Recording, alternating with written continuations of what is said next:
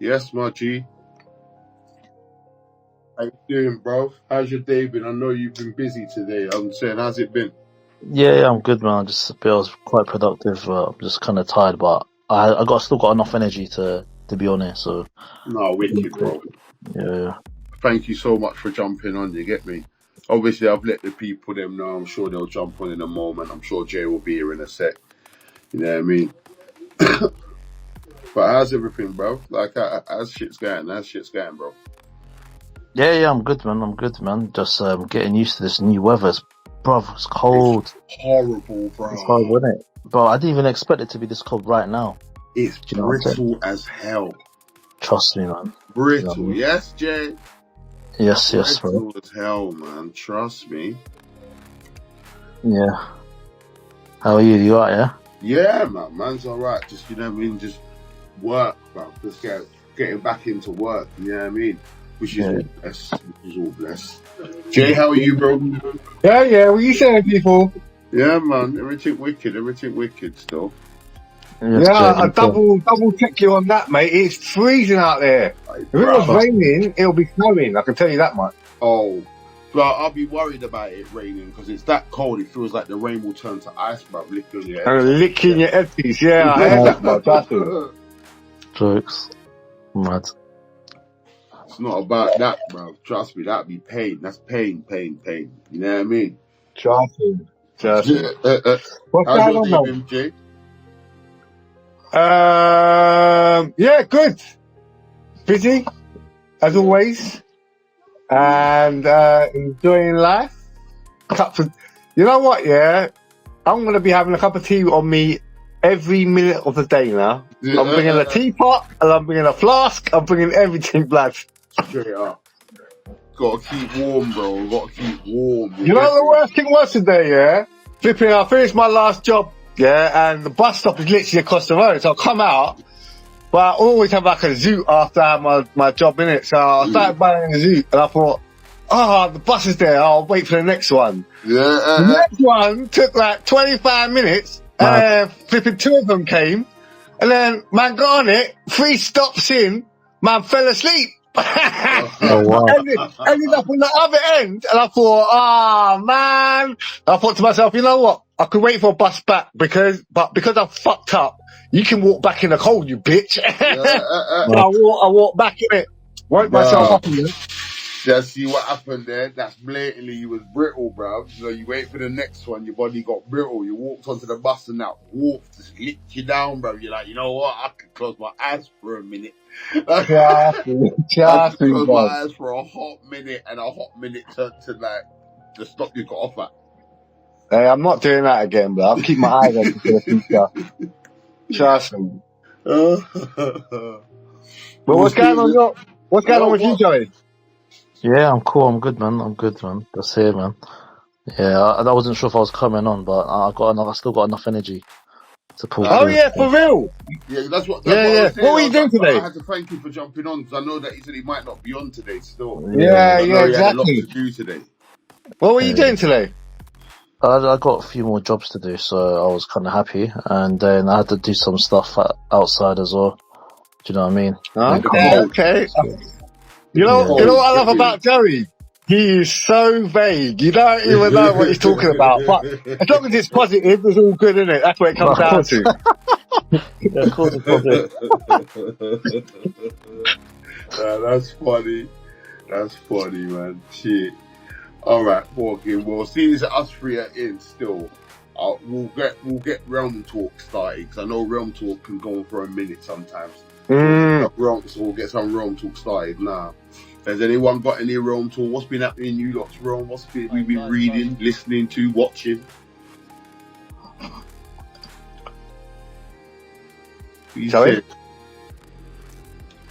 Joey? One thing I have got to ask you, Joey, yeah? Tell me you've heard about, like, that there's been an overwhelming vote in both houses, yeah? Like to do with Epstein files being released. Yo, what are you saying, bro? Sorry, man. Someone tried to call me. Yeah, you asked me on the Epstein thing. Yeah, so like the two houses. Oh, I'm echoing, man. I can hear myself big, you know. It's because I think it's because you've got a call. Oh, he's on call. Let me come off. I'll come back on you. Hold on. All right, cool. Well, yeah. This thing is very dodgy, like, because I find that sometimes just doing a little something, it ends up with an echo. I have to come out and come back in as well. Yeah, that is crazy. There's always that with a few people, but some of them, they're just sitting next to their radio and their radio's on. You see what I'm saying? And it causes that.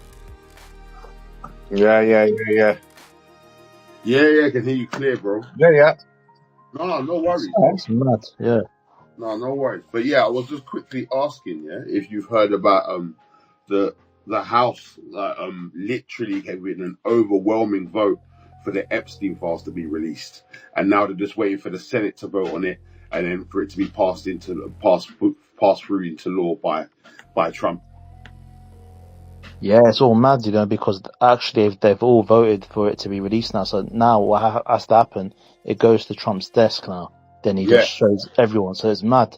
It's so crazy. I don't even know what's going on. Like, I don't know if he's tampered with it with Palm Bondi. So personally, I don't think he's tampered with it.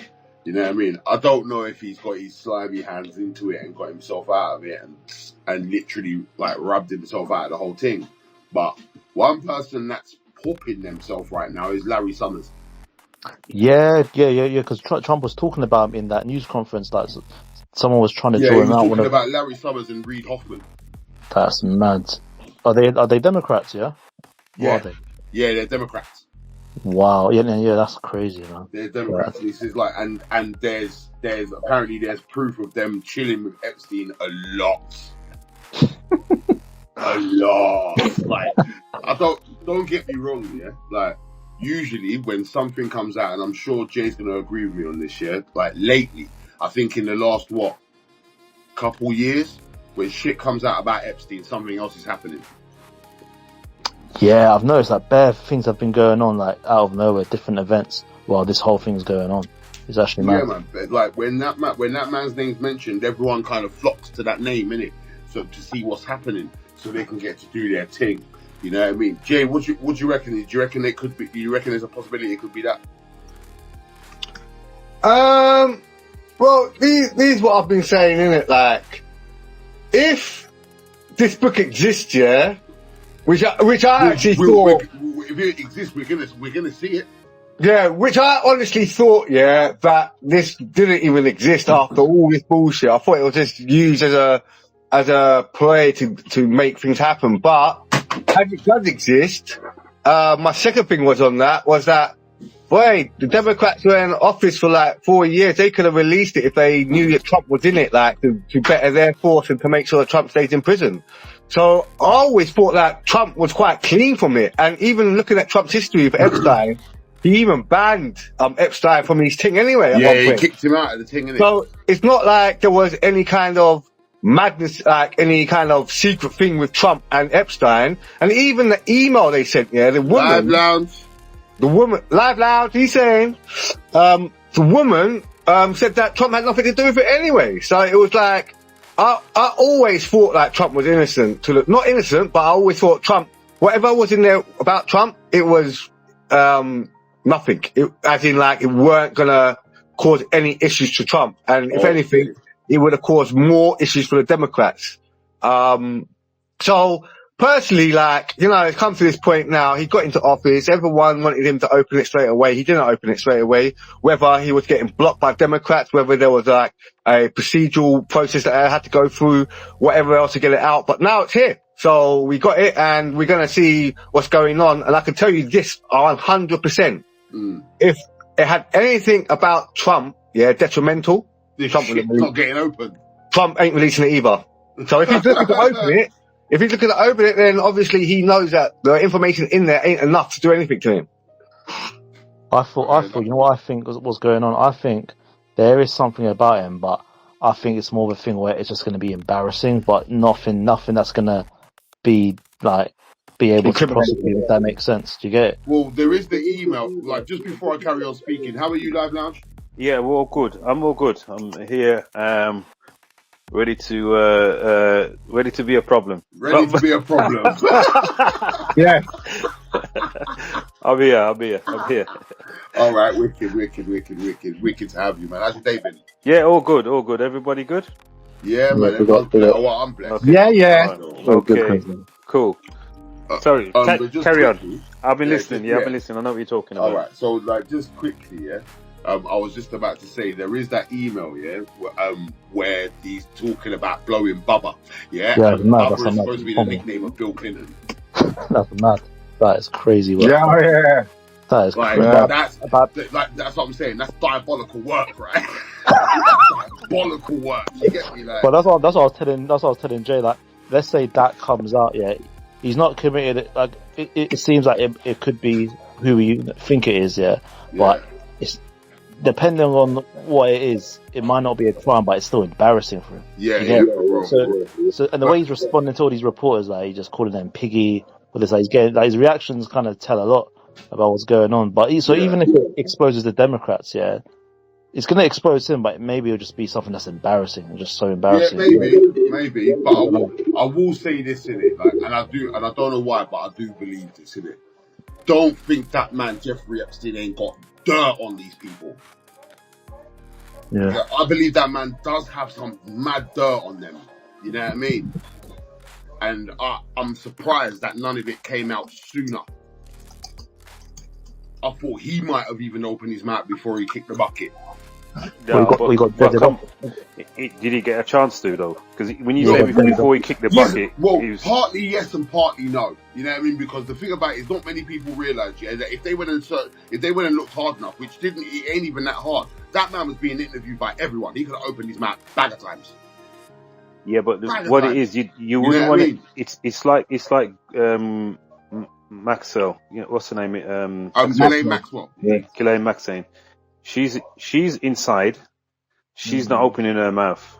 Oh, I reckon she did open her mouth, but she only opened her mouth to one person, and that was Trump. Because he's the only one that can get secret meeting, innit? He's the only one that can get her out.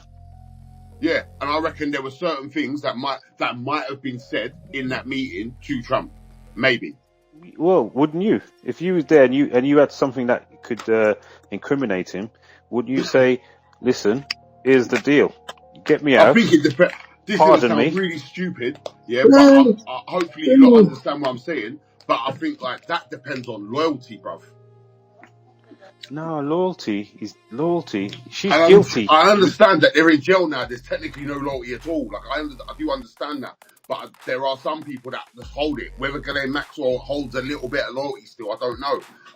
I personally don't think so, but you never know. But think about it. This is not about loyalty. This is about who can get me out of jail. It's not about who I'm loyal to. It's who can get me out of jail. If I'm going to stay in here for life, then I'm going to.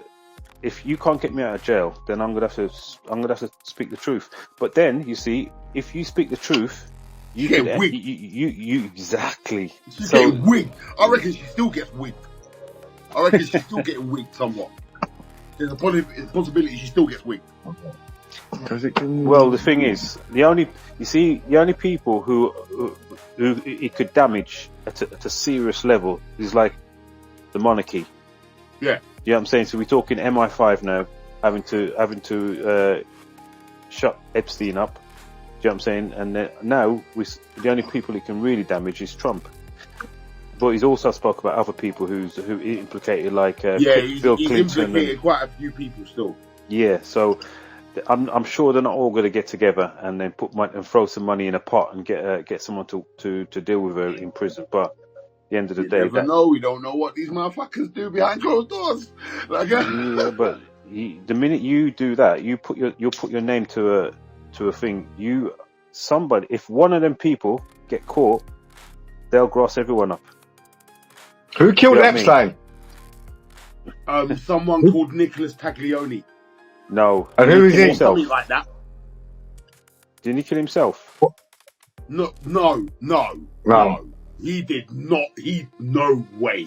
Yeah. So, like, the thing about it is that in that particular thing, yeah, there was that video, right? After that video, yeah, after that video that came out, he was in his cell, yeah, and it showed him in his cell on his ones, right? Then afterwards, he was given a cellmate, yeah, a massive. Well, I mean, if I find the dude's name, yeah, and I'll give you the dude's name, and you go and look at it, he's huge, bruv.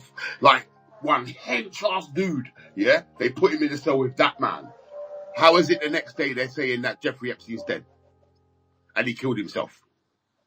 My argument is this, yeah, that if you're in prison and you've got info on people in power, yeah, there's never going to be a point where you're going to say to them, you better let me out or I'm going to expose you. We've seen it with Jeffrey Epstein, obviously. He could have exposed bare people, but obviously man died before he could even do that.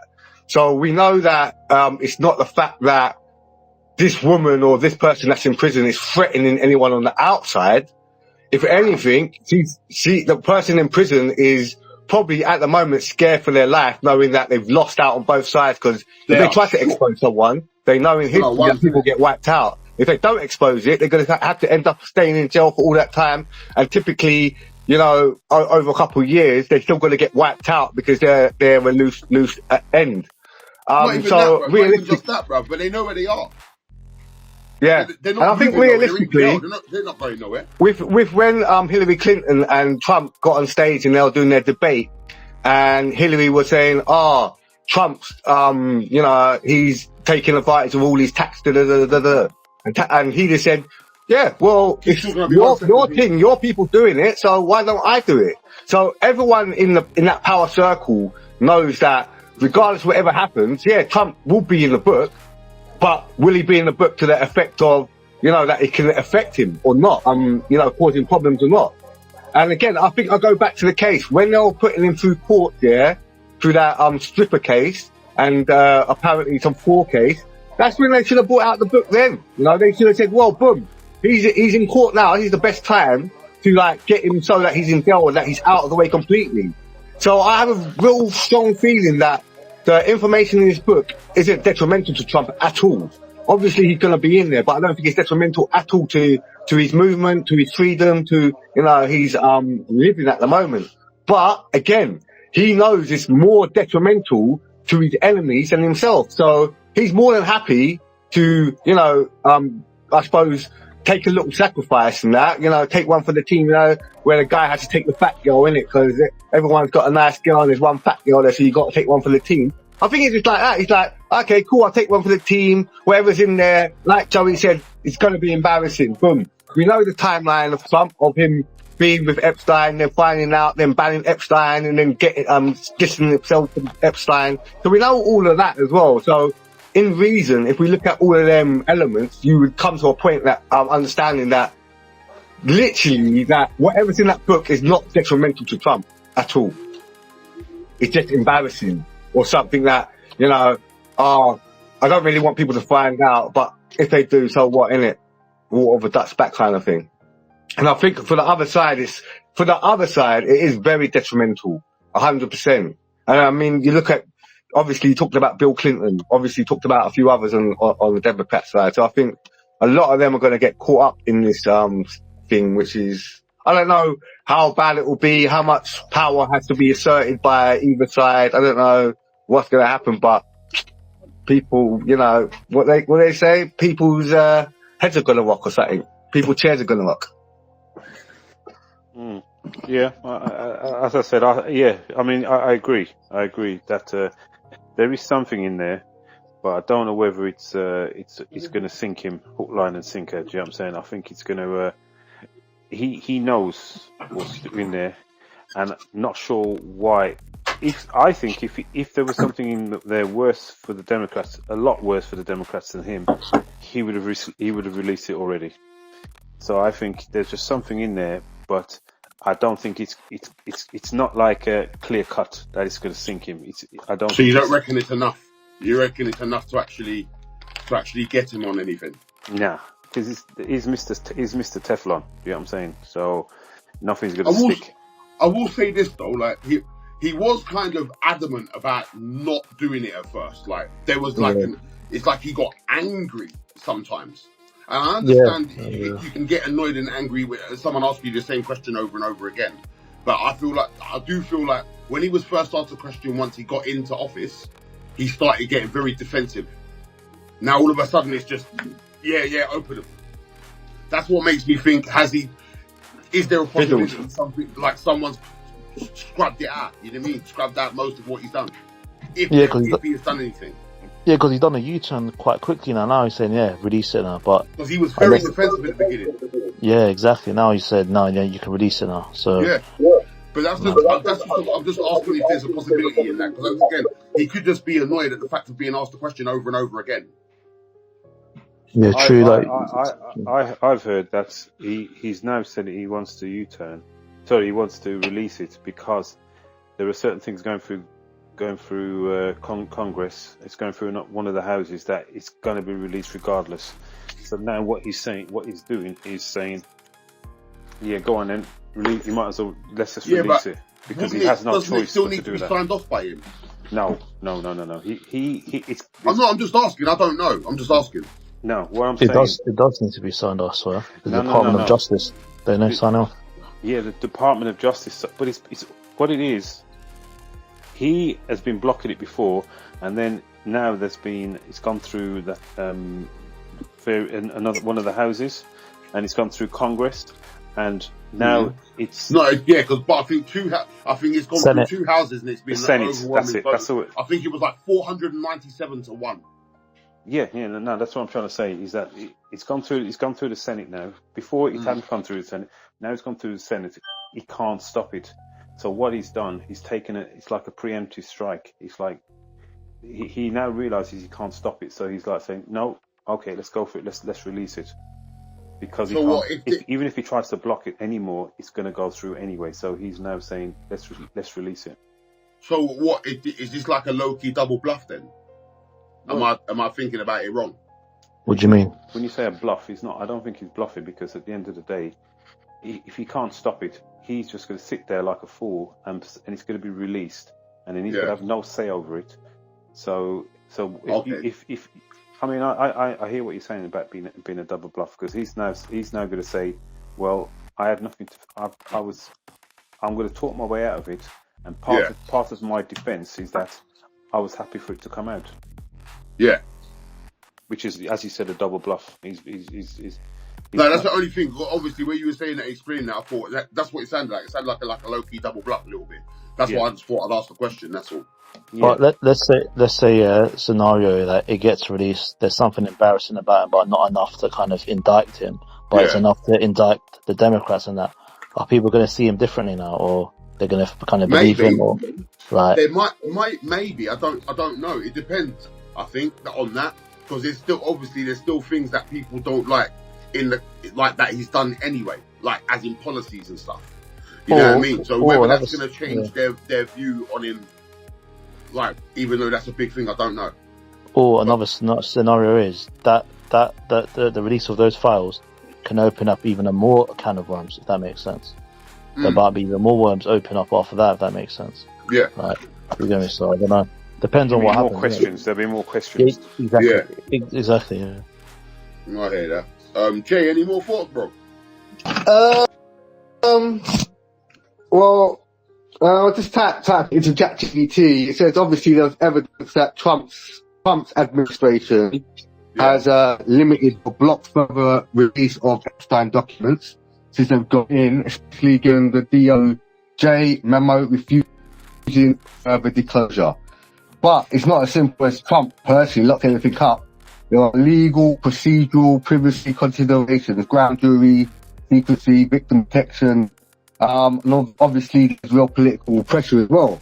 I mean, the guy had said from before he even got into office, when I release Epstein files, he's been blocking it, yeah? Obviously people from his administration have been blocking it, whether it's because they're going to affect the people in the administration or whether it's going to affect Trump, I don't know. But, the facts are, Trump been in office how long? A year. and it's being released now. So, I mean, at the end of the day, you know, you can't complain. I mean, you're always going to be able to complain, but, you know, it's getting released now so we can see what happens. And hopefully, you know, in the future, people can look back at the past and say, well, boy, you know, this is what it was. Let's not change the story now. Let's not move the goalpost. So, yeah, man, it's a good thing. I'm happy about it. And you know what it is? There's certain things that get held over people that are inconsequential. And the thing is that when they don't get exposed, it's just long because it's always just going to be held over as an argument. But now, this thing, Epstein book, which has been on everyone's mouths for the last 5, 6, 7, 8, 9 years, at least now, it's all going to get exposed and people can't go back and say, oh, but this person, that person, Epstein, because all the things will come out now and we know who's associated, we know who does what, and we know who's related. So it's a good thing. Guys, I will ask this I will ask this to you lot as well. Like, do you think that there's like that they will release all the names in them boxes, or are there some names that's still going to be kept in that box in their boxes? Because there's a lot of names. That's an obvious answer there, mate. And they're going to quickly jump in and tell you the obvious answer. They're not going to release everyone's names because they're going to be names on there, yeah, of the elites or people that run shit, bruv. So they're not going to get released. Definitely not. So, like I said before, they're probably going to release a lot of the bottom peaks and maybe some of the middle peaks. That's it. So they'll just kick out they'll just kick out the weak bits and make the circle closer. Well, keep people happy, wouldn't it? I feel like that's what happened when it actually got exposed first, and the massive ring got exposed, and Tom had to run to Greece and stuff like that. So I feel like that happens. So if that happens again, I wouldn't be surprised. It says released once the president signs the bill. Attorney General Palm Bondi has confirmed the DOJ will release the unclassified materials within 30 days. Yeah, when they say 30 days, is that like what? Is that in 10 days, 15 days, or is that like 28, 29 days? Or is that at all? Within 30 days from now. You know what I mean? Like, you know, like just in case someone tries to find some sort of loophole. They will, exactly. Man. They will. Like, I will ask this one more question before we move on to like anything else. Yeah. I'll ask this to you, Live Lounge, first. Yeah. Like, I've asked this to the both of them as well. Do you think this could be? Because whenever this man's name's mentioned, a lot of people's eyes and ears flock over to where that name is, and then something else might happen. Yeah. Do you think this could be maybe a distraction for something? Even though we know they are coming out, could something else be happening? Possibly. He's as I said, he's got a team around him who are master technicians at media manipulation and dark arts of distraction. You understand? Okay. So he's going to use it as much as he can. He will never. I mean, listen, he's never ever going to go down because number one, he's going to pardon himself. Yeah. And then he can just carry on and spend his billions. Mm-hmm. And number two, which is plan A, is to talk yourself out of it. Even if some of it sticks, yeah, we can do the PR Jedi mind trick on people. Do you know what I mean? Don't watch that, watch this. Do you know what I'm saying? Yeah. Don't look at my right hand, look at my left hand.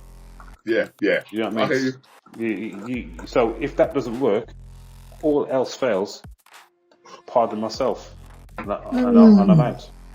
And then say to my followers, it's a witch hunt, and I'm going to start my own party, and I'm going to have my own part of the country, which you know all come and follow me. So, and do you think there will be people that follow him, though, innit? People, as I said, people will always follow him, no matter what it is. Women follow him, even though he says he grabs their private parts. Yeah, grab him by the pom pom. I'll say it like that. For real. Hispanics will follow him, even though he says they're eating the dogs, and we got to keep him out. So who did he call a piggy as well? A reporter. That was Pete. Yeah, exactly. That's mad. Quiet piggy, that's what he said. He's untouchable. So he's already said he can go into Central Park, shoot someone, and he'll get away with it. That's what he said. Mad. That's crazy. I need to find that. I'm not saying it's what I'm saying. I need to hear that. I need to find that. Google it. Google it, or ChatGPT. Yeah. He said it. It's not like a hearsay. No, I'm not saying that. I'm not saying that you're wrong or that he didn't. I just want to see it for myself. That's all. That's crazy. I'm not. Listen. I'm someone in the head top and no one not nothing. Like that is. I'm trying to quickly interject there. Yeah. Now, I was slightly out of context, Live Lounge. He did say I could stand in the middle of Fifth Avenue and shoot somebody, and I wouldn't lose any voters. Not that anything wouldn't happen to him, because he's obviously committed a crime. He will get done for the crime. But he's saying he's that confident that his voters love him that much that he could do that, and he wouldn't lose any voters. His voters would back it like an army. So he's not the same. Well, what he's saying, that he might get locked up, but his voters would still love him. Yeah, but that's the same with anyone, man. Like, if you got a fan base, you can say the same thing. Nicki Minaj could say the same thing. I could go in Central Park and kill some children. My voters will still, my fans will still love me. It's just basically a statement that anyone famous with a lot of fan base, that has a big fan base that love them, can say, you know, and it's not to say that they're gonna go and do it. It's just a statement to say that, boom, that's how deeply my fan base is, isn't it? It's not like a shallow fan base that just like me because of little things that I'm saying here or there, or little things that I'm doing here and there. They're actually, like you said, going back to what you said. See, he said, grab him by the pussy, but women still love him, yeah? The Mexicans eat a dog's migration, but they still love him. And what it is, it's not the fact that he's saying these little things that you should hate him for. It's the fact that he has values that women see and think, wow, these are good values, and these are values that I want in a man. When Mexicans see him, they'll say, oh, they're good values. They're values of our same Christian tradition that we have in Mexico. So these people are seeing values and the benefits that are going to help them, and not focus so much on I can't remember the word they say, what it's called, but where you focus purely on the little elements that don't mean anything and is inconsequential, and you're not really looking at the bigger picture. So realistically, what he said, it makes sense. He's got a fan base. He said so many things and done so many things that you would think that everyone would hate him now, but he's still got this fan base that have deep love for him, to understanding the values that he's trying to install back into the country, I suppose, and into the fellow Americans, which makes sense. I mean, obviously, Starmer hasn't got that over here. A lot of leaders won't have that, because a lot of leaders don't really, entice like that, unless you're a dictator, and then that's out of fear more so than out of love. So is Trump? Starmer did make a statement, though. He did make a big statement, though, didn't he? I don't know if it was today or yesterday. Who? Keir Starmer. Oh yeah, go on. So he was saying that if the people really want, he will stand down and let Andy Burnham take over. Which I think is the biggest pile of bullshit ever. Why is he saying that? That's me. I don't know. I have no clue. But that's something he has said. And that makes no sense to me. Considering literally not a week ago, you were saying, I want to be here for the next 10 years. So I find that a bit mad. So sorry to interject and say sorry to cut people off. So. That's good. Nice little bit of information. That's mad. Like, I found it crazy that he said that. I know it was something along them lines, that he will stand down and let Andy Burnham take it. Who is this? But you know what? If you remember a few years ago, just before Brexit, what did Cameron say? Cameron said, "I'm here for the long run. I'm going to do my thing, and I'm going to do the best for this country."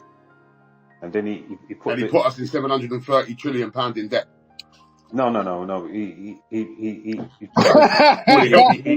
went out for he done the Brexit referendum, and because he lost, what did he do? He got his family together and said, "I'm off."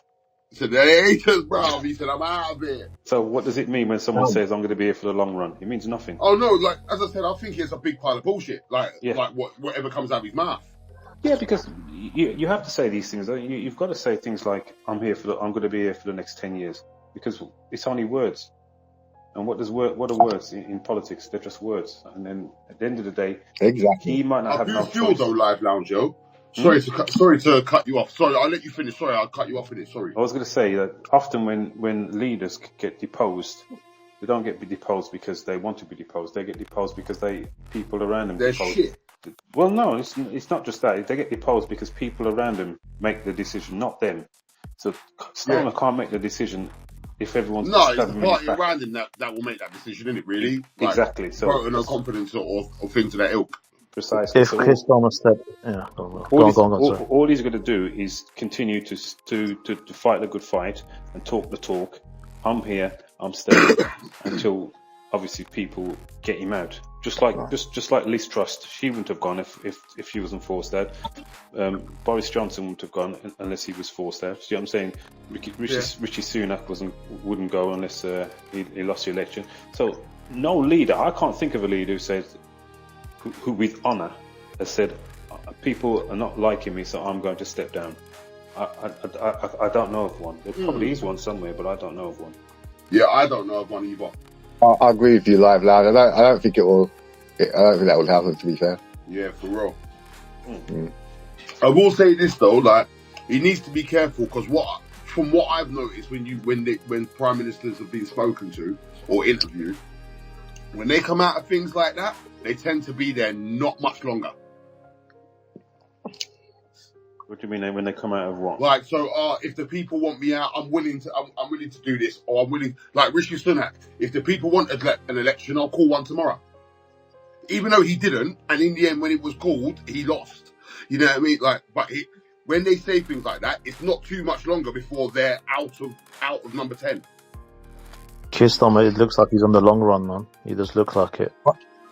He's just What hanging on. What do you reckon he's playing chess, not checkers? Yeah, he wants to hang on. I can tell he does want to. Like, I just got that feeling like. I feel like he thinks the budget might help.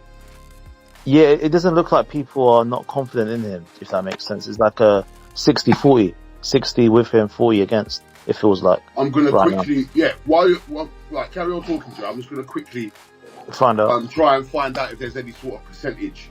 Like, I know, obviously, I know numbers can be different. Numbers can be all skewed. Yeah, different sources. Like, I know these things, but at least we'll have a base range in it if I find something. Yeah, for sure, man. What are you look? Where's the percentage taken from? Is it from the general public? Is it taken from his party? Where are you taking it from? I'm actually gonna ask the question and add both of them into it. Because there's a big difference. There's a big difference. Yeah, you have to look at different sources. Yeah. No. If you take it from a poll from the general public to say, I know it's going to be very different than what from the Labour Party themselves. Of course, because if you took a poll, it's a smaller number of people as well. No, it's not about smaller number. It's percentages. We're talking about percentages. So the percentages would be if you took a poll from the general population, he would be very low in the population, because at the end of the day, if people of his own party might not like him, percentage. If the Lib Dems might not like him, Reform won't like him, Conservatives won't like him. So you're going to get like 60-70%. Do you understand what I'm saying? You're going to get a high percentage because there is more people not to like him than there is to could possibly like him. So, but if you take it from his own party, you're going to get probably maybe a 50-50 split or something. But if you took it from Reform, it's going to be 90%.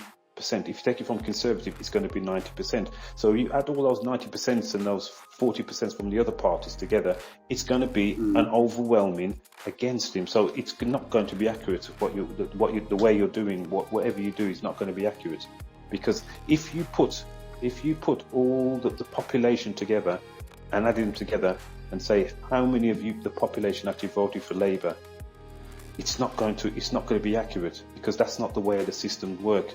It's constituencies who win particular constituent, and you put your MP in the House of Parliament, and that's how they win. The majority of people in the country probably didn't vote for Labour, but that's not the way it works. It's called first past the post. So if you go to a poll will not be accurate as regards MPs in Parliament. That's just the way it works. So we can have figures, and then there won't be. You can say, "Oh, well, look, poll rating says 70% against him," but that's not accurate, because if you did the same thing for Parliament, how many MPs in Parliament do not like him? That would be more accurate, because those are the people that are. I don't know. What? So you reckon that's the question I should ask? Do you reckon that's the question I should ask for Iceland? How many people in this party do not like him? Because I'll ask it now. I'm just asking, so I'll ask it now. Yeah. All right, cool. I'll ask it because now. you know Reform are not going to like him. You know Lib Dems have got to be probably 50-50. You know the Conservatives aren't going to like him. So I don't know. What do you think of YouGov and Ipsos? Yeah. I've been looking at this. YouGov has him very low. A YouGov poll conducted between October 14, 2025 showed Starmer with a net favourability rating of minus 51%. Ooh. Only 21% of Britons held a favourable opinion of him, while 72% saw him unfavourably. This is the lowest recorded by YouGov so far.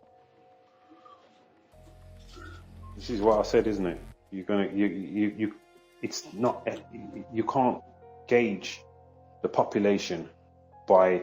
Yeah, but it's YouGov. Let's say who else? Who was in before him? Rishi Sunak. That was probably pretty low as well. Or, there's another one as well. Can I ask you a question? Yeah, go on. What?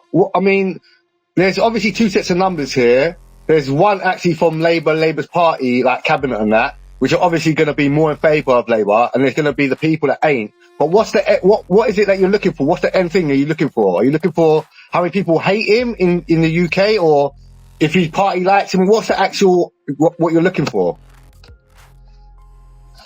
You're asking me or asking Dot? Oh, I'm asking Dotty, because obviously what you said so far, live, is 100% right.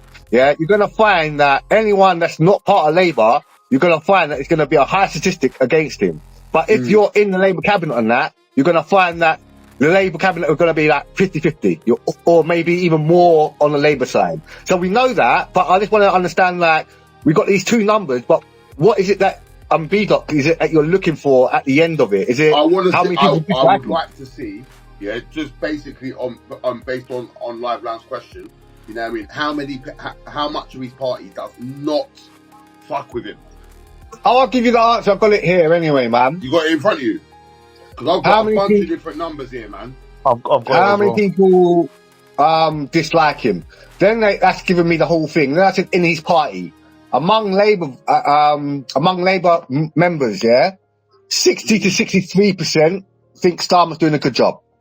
30 to 34% think he's doing poorly. Okay. So that's among the party, Yeah. Obviously, what Joey just said, that's a YouGov survey that 74 Labour members. Oh no, this is a different one. So YouGov survey found that 74% of Labour members still have favourable views for Starmer. So anyone across Labour you will find the majority, they're still gonna like Labour, generally. Of course. But if it's out of Labour, so whatever LiveLounge said was 100% correct. Basically. Yeah, I was just trying to look for the numbers. I weren't like trying to argue. I just wanted to try and look for the numbers. All right, so let's put it this way then. Are there any YouGov polls for Kemi Badenoch? Are there any YouGov polls for what, for their popularity? Yeah, well, that's what we're trying to compare. I'm gonna ask that question as well now. I think that one's low as well in terms of the general public. Yeah. If we're talking about general public, but I don't know about conservatives though.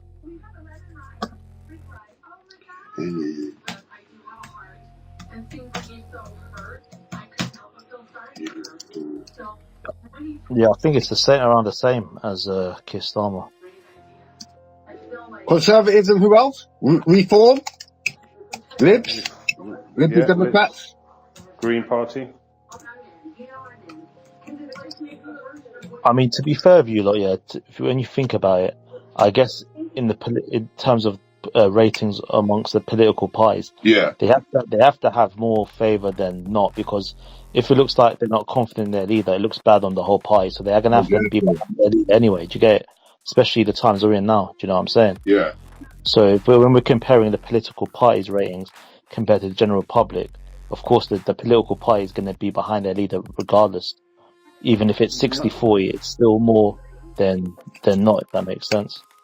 I think the way it would happen is that if there is a revolt, they're only revolting because think about it. If you're like the MP for I don't know, let me think of a town, Luton.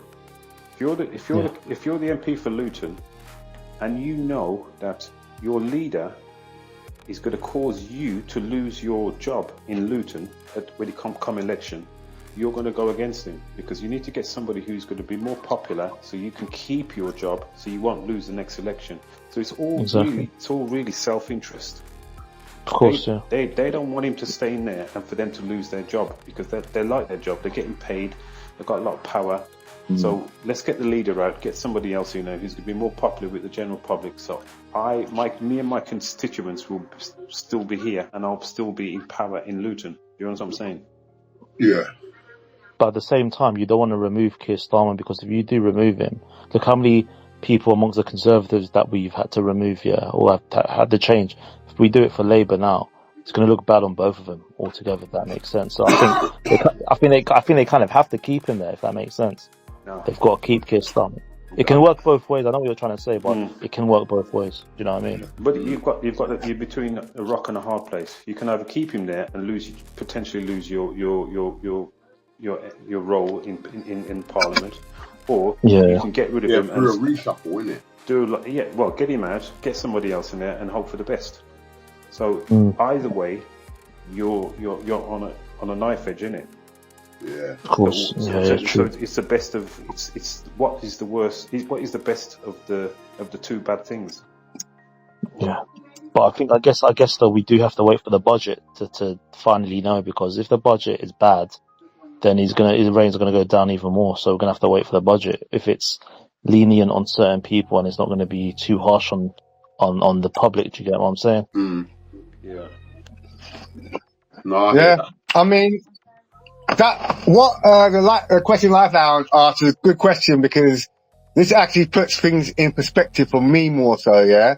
So, as we said with Labour, we found that 43%, sorry, not 43, 60 to 63% think that Starmer's doing a good job. So that's for Labour. So if we go across the board, 71% for Conservative. What, think he's doing a bad job, or is that good job? Their leader? Good job, favourable. Okay. And 87. I mean, Reform it's a different kind of party, isn't it? They're very nationalistic, so they're all going to say this and that. So obviously the Reform Party have got quite a high number. They got 87%. Yeah. But realistically, like Live Lounge said, you're going to find it in every party. You're going to find that the party itself is going to always support itself. And I think that element that Joey brought up makes reasonable sense to me, that, you know, if you've got a party that doesn't have trust or thing in you, then the voters will quickly fall out. But where if you've got that high trust, people are going to think, oh, well, at least they trust him, so there must be something going right. And you get that kind of more, I suppose, you get that more kind of link to the voters. Yeah. One thing I would say though with, actually, no, I don't need to say that. That was from before conversation. That's done. So yeah, that's numbers. Okay. Shall we move on to a topic? Because we're speaking about the budget, and this is technically about the budget, my next topic still. So we can move on to that still. So I've got in front of me here, it says here that Rachel Reeves will... Can I just say, Dot, can I just say, I'm gonna put my mic on mute. So carry on, but I want this to jump back on for about 3 or 4 minutes. But carry on. Cool. No problem, man. No problem. All right. But so I've got here, that Rachel Reeves will increase spending on benefits by $6 billion in the budget, despite calls to control the ballooning bill. It's understood that the Chancellor will confirm the amount paid in working age benefits will increase by 3.8% from next April. Ministers will argue the rise equal to the rate of inflation in September. It's important so that the value of benefits is not eroded. However, working age benefits have been frozen in the past, including under the Conservatives between 2015 and 2019. One second. Kerry Badnock, or Badnock, the Conservative Party leader, claimed on Tuesday that the trajectory for increased welfare spending would bankrupt Britain. Labour dropped plans for a £5 billion cut to welfare spending earlier in 2025, and Miss Reeves is expected to lift the 2-child benefit cap in the budget, landing extra costs on the Treasury. Sir Mel Stride, the Conservative Shadow Chancellor, said at a time when Labour are planning stealth tax rises on working families, they are allowing welfare spending to spiral with no reform and no plan to get people back into work. This isn't about economic inevitabilities, it's about priorities. The government has chosen higher taxes to pay for higher welfare, and working people will pay the price. Britain needs a welfare system that is fair, affordable, and firmly focused on work. Instead, Labour are writing a bigger cheque and sending the bill to the hard-working taxpayers. Each year, the Chancellor and the Work and Pension Secretary, currently Pat McFadden, must decide how much to increase benefits. Working age benefits are largely made up of universal credit, the personal independence payment, and which helps disabled people with extra costs and child benefit. Forecasters expected that each year the government would uprate benefits by inflation. Specifically, the Consumer Price Index figure in September, which is 3.8% this year. And lastly, it's understood that Miss Reeves will confirm this approach in the budget later in November, which obviously, as we know, is the 26th. So what's the thoughts on that, peeps? Okay, cool. I'll quickly go, I guess. Yeah. This kind of builds a bit more of a puzzle for me. So, not long ago, maybe a week ago, we had a conversation on Space. Yeah. And they said that they're gonna be pushing out the disabled people and getting them back into work, yeah? Yeah. And I'm assuming if you're gonna try to push the disabled people back into work, you're gonna probably try to push most of the people that's on benefits into work. Because if you're gonna go for the worst off, you might as well go for everyone. So then you're doing that. I'm assuming you're doing that for the fact that there's so much money going out on benefits, and you need to cut down the benefits. But then now you're saying you're gonna add another 6 billion in there. Yeah. In my little puzzle that I've been building over the last maybe 3 or 4 weeks here, I've obviously noticed a few things. One thing with obviously birth replacement rate, and obviously migrants, legal migrants coming into the country. And obviously because we're on a very low replacement rate, what happens is that once them kids go up, it's not enough for the workforce to be able to pay for the pensioners, So they bring in the migrants to fill in the middle bit, to get them in and get them into the workforce. But what you find is that they're not going to be able to get 100% of these people into the workforce, because 100% of these people ain't going to be skilled or have the necessary knowledge how to do work. So you're going to find probably about 30 to 40% of them are going to go straight on benefits. So what you're going to typically find is that my puzzle was saying this: the reason why they're putting more money into benefits, because they can foresee that by next year, summertime, that we're going to have so much. I mean, last year we had I think it was just under 1 million. No, that was illegal. We had, that was legal, I think it was, And, next year, if they're expecting the same numbers or more, then, and that's net, that's after all the people have left. If they're expecting more people, same people or more, you're gonna need more money in your benefits. So, I think, again, it's a game that they understand from the top, because they can see all the pieces. But what we're seeing, I suppose, is little elements here and there, and they kind of spread it out so you can't really join the dots. But you know, from when you're telling us that you're looking to get the disabled back into work and try to cut the benefits, and then you're going to say, well, we're going to take more money from the people that's working and put it back into the benefits, that we're trying to get the people out to put more money back into the benefits. It's like, it's very, very circular plan. It's mad. No, I hear you, man. I fully hear that. Joey, quick question as well. Like, I hear what Jay said, but could this be like a U-turn to say, listen, like, I'm sure this is going to help us out regarding voting time? Yeah, I get what you mean. So what you're saying, they've made another U-turn again, and they're going to make amendments to it, perhaps. Yeah, because you got to think, they weren't going to scrap the 2-child cap. They wasn't going to do that. And obviously they were going to cut, welfare by 5 billion. Now it looks like they're going to up that by 6 and scrap, that 2-child cap. Is that like, I'm sure the voters will be happy with this. Perhaps, yeah. You know what I mean? I'm just asking because could that be their way of thinking right now? Because I'm not saying it's a definite, you know what I mean? But could that be their way of thinking maybe, as well as what Jay was saying? Yeah, so what you're saying, they'll scrap the child cap, and then for the welfare, they'll just keep that, basically. Yeah. Possibly, yeah, just so it can make it equal, isn't it? Yeah, not only that, I do get what Jay's saying as well.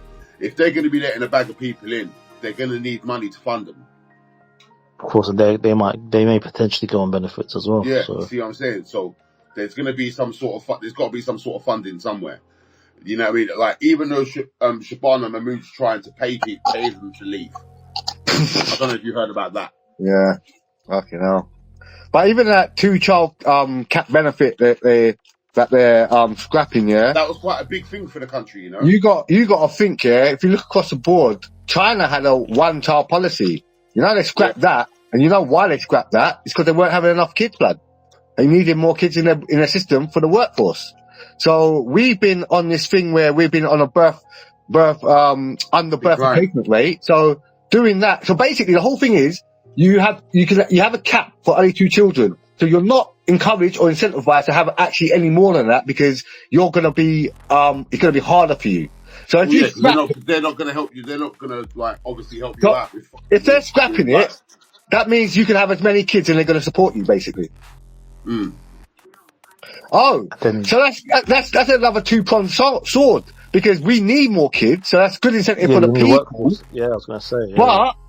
But then that equals the same thing, like, so not to hit off obviously on the Muslim community, but within the Muslim community they have a lot of children, don't they? Yeah. And if you're going to scrap the cap and you're Labour, who's been supporting Islam basically since you've been in power, that the other side of the sword could be for that, where they know that, well, these guys are having kids, just make it easier for them to have their kids and grow their communities. Could you see like Britain having a pregnancy boom if they choose to? Nah. I mean, it will never happen, because it's not impertinent to us. It's only impertinent to the people at the top, because they're running the country. They need a workforce. For us, we just need to live our lives and, make a little bit of money. So I don't ever think you're going to see that unless there's propaganda, like they put out. Not propaganda. Yeah. I mean, that's quite negative associated. But if they go on like a campaign spree online, about having kids and, kids are healthy and, then you might see it, but that will never happen. So before that, you won't really see it in the UK at all. Okay. I don't think anyway. Joey? But why wouldn't it happen? Why wouldn't they spread campaigns if we're declining in population? Well, and people are getting older. This is the thing, like, if you've got a leader who's basically, a national leader, I'll use Donald Trump because he's the easiest guy. He's going to invest in these people and he's going to do them type of things to make sure that the people are encouraged to do the right thing, because there are a lot of people lost. They've been under leaders that have been leading them confused. But our leader over here is very distant from the people, number one. So I know automatically from that they haven't really got interest in the British people, but they got interest in the business and the country. And if you've got enough migrants that are coming in for the workforce, then fine. And you've got to remember, they're in power for 4 years. So we're not going to see the harsh effects of what's going on with the migration for another maybe 10, 20 years. Because in that time, all these migrants that come over go into retirement, and then the workforce becomes thinner, and they've got to pay for everything. And we're going to see a higher, big elderly age. So I don't think that they think, oh, let's get more babies in our country. They already know they got workforce directly coming in. People that you don't need to train, like, kids you got put through school and everything else. These people are directly just going to fit into your thing and do the work in it. So I think that's why they don't have like a motivational incentive to create anything within the actual country itself. That makes a lot of sense. So basically, they've already got a workforce and an incoming workforce coming in from across the world. So they're not going to really need to invest in their own people, encourage people to have kids and stuff, basically, because they already got the people coming in anyway. Yeah. Already and incoming as well. So yeah, that makes a lot of sense. And it kind of makes a lot of sense since we've seen the net worth of the population since the Conservatives, you know what I'm saying? So yeah. No, I hear it, man. Conservatives fucked this up as well, mate. They fucked this up. Conservatives.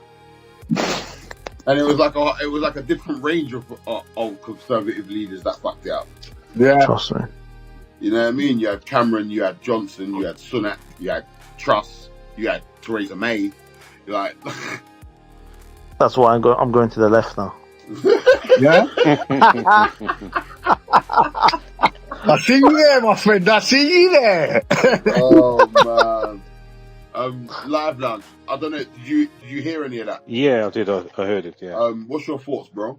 I think, as I said, I said before that the whole situation with the benefit system is that if there is a group of people who are going to take out the benefit system, all it needs is a law that you can't take out unless you put in, which I think there is some sort of law there.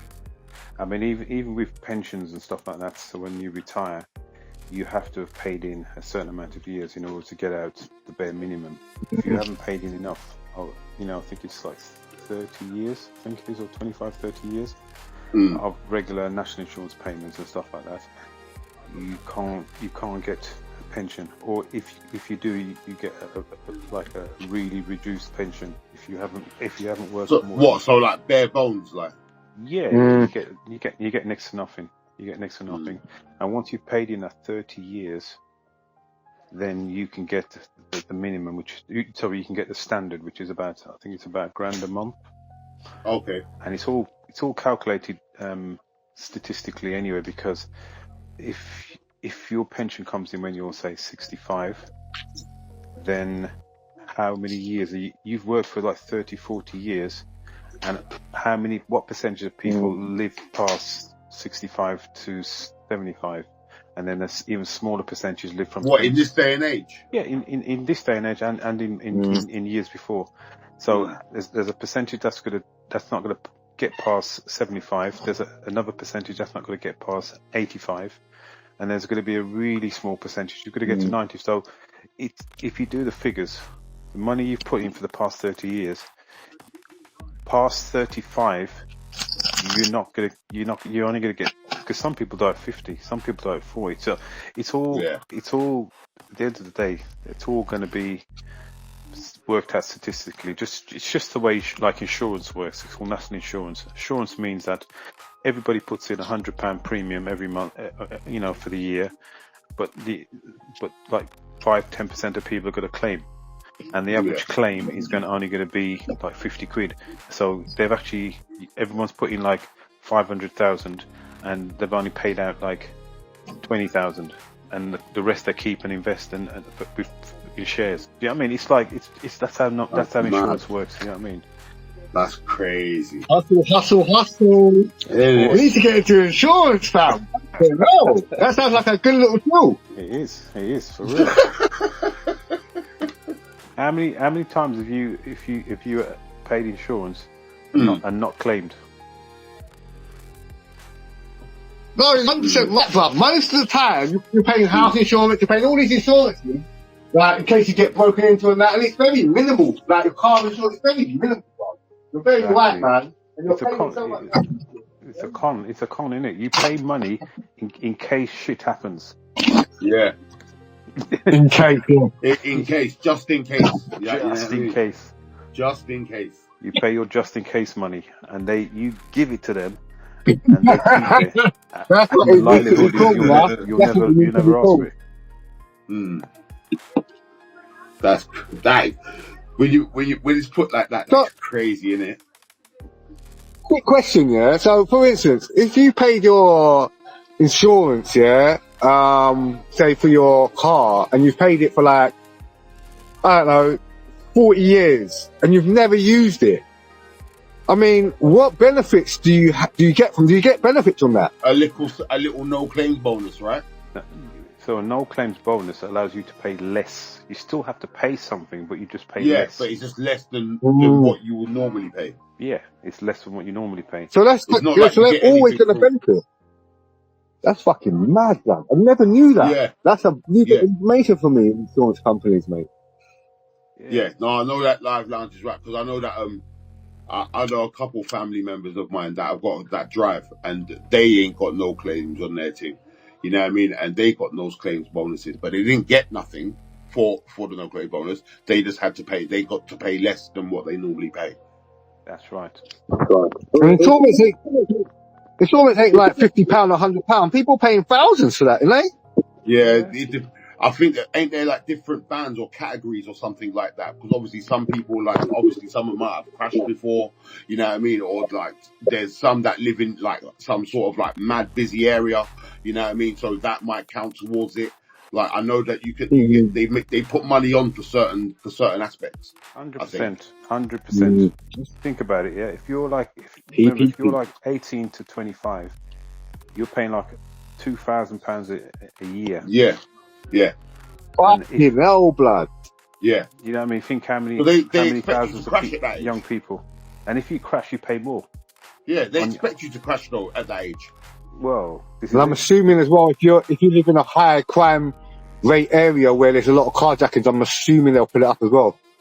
Yeah, absolutely. Or not? Yeah. They're never going to lose. Does that count for all insurances though? Because I know there's different sorts. Like I know there's third party fire and theft. I swear, a lot of people mention something called HP. Is it HP or something finance? No, that's when you lease a car. Either you do it on HP or you do it on.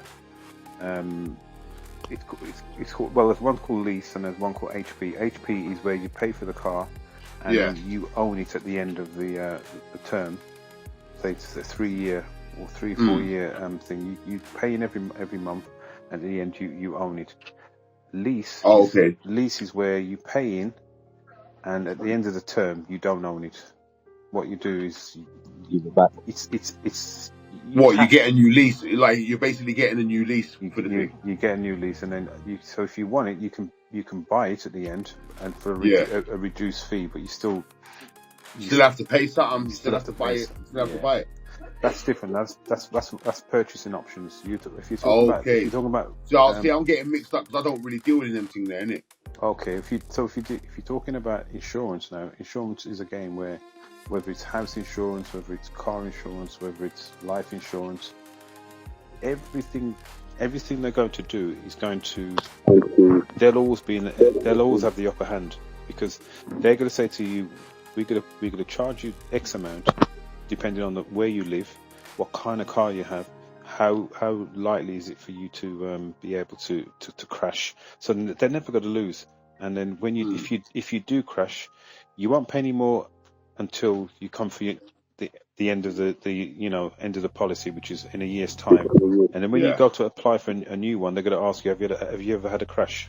And if you say yes, they'll put like £300 on top of it. They'll probably double it. Bills.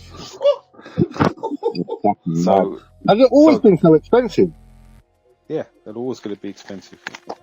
No, I mean, like, say for instance, car I think insurance, because it's always been like. it's always been high numbers with insurance. I think it's always been like quite high there. The numbers ain't really dropped, if anything, regarding insurance. Yeah, so I mean, that's when it comes to benefits. Yeah, I mean, they're never really going to lose. But listen, at the end of the day, you know what I mean. It's two child benefit means that if you have more after the second child, you can't claim any benefits for that second child. So if they scrap the 2-child benefit, that means you can have 4 kids and you can claim for all 4. So it's like an incentive not to have any more children. You can still have more children, but you can just... You're going to have to pay for them. You're the one that's having to deal with them. Yeah, fuck it.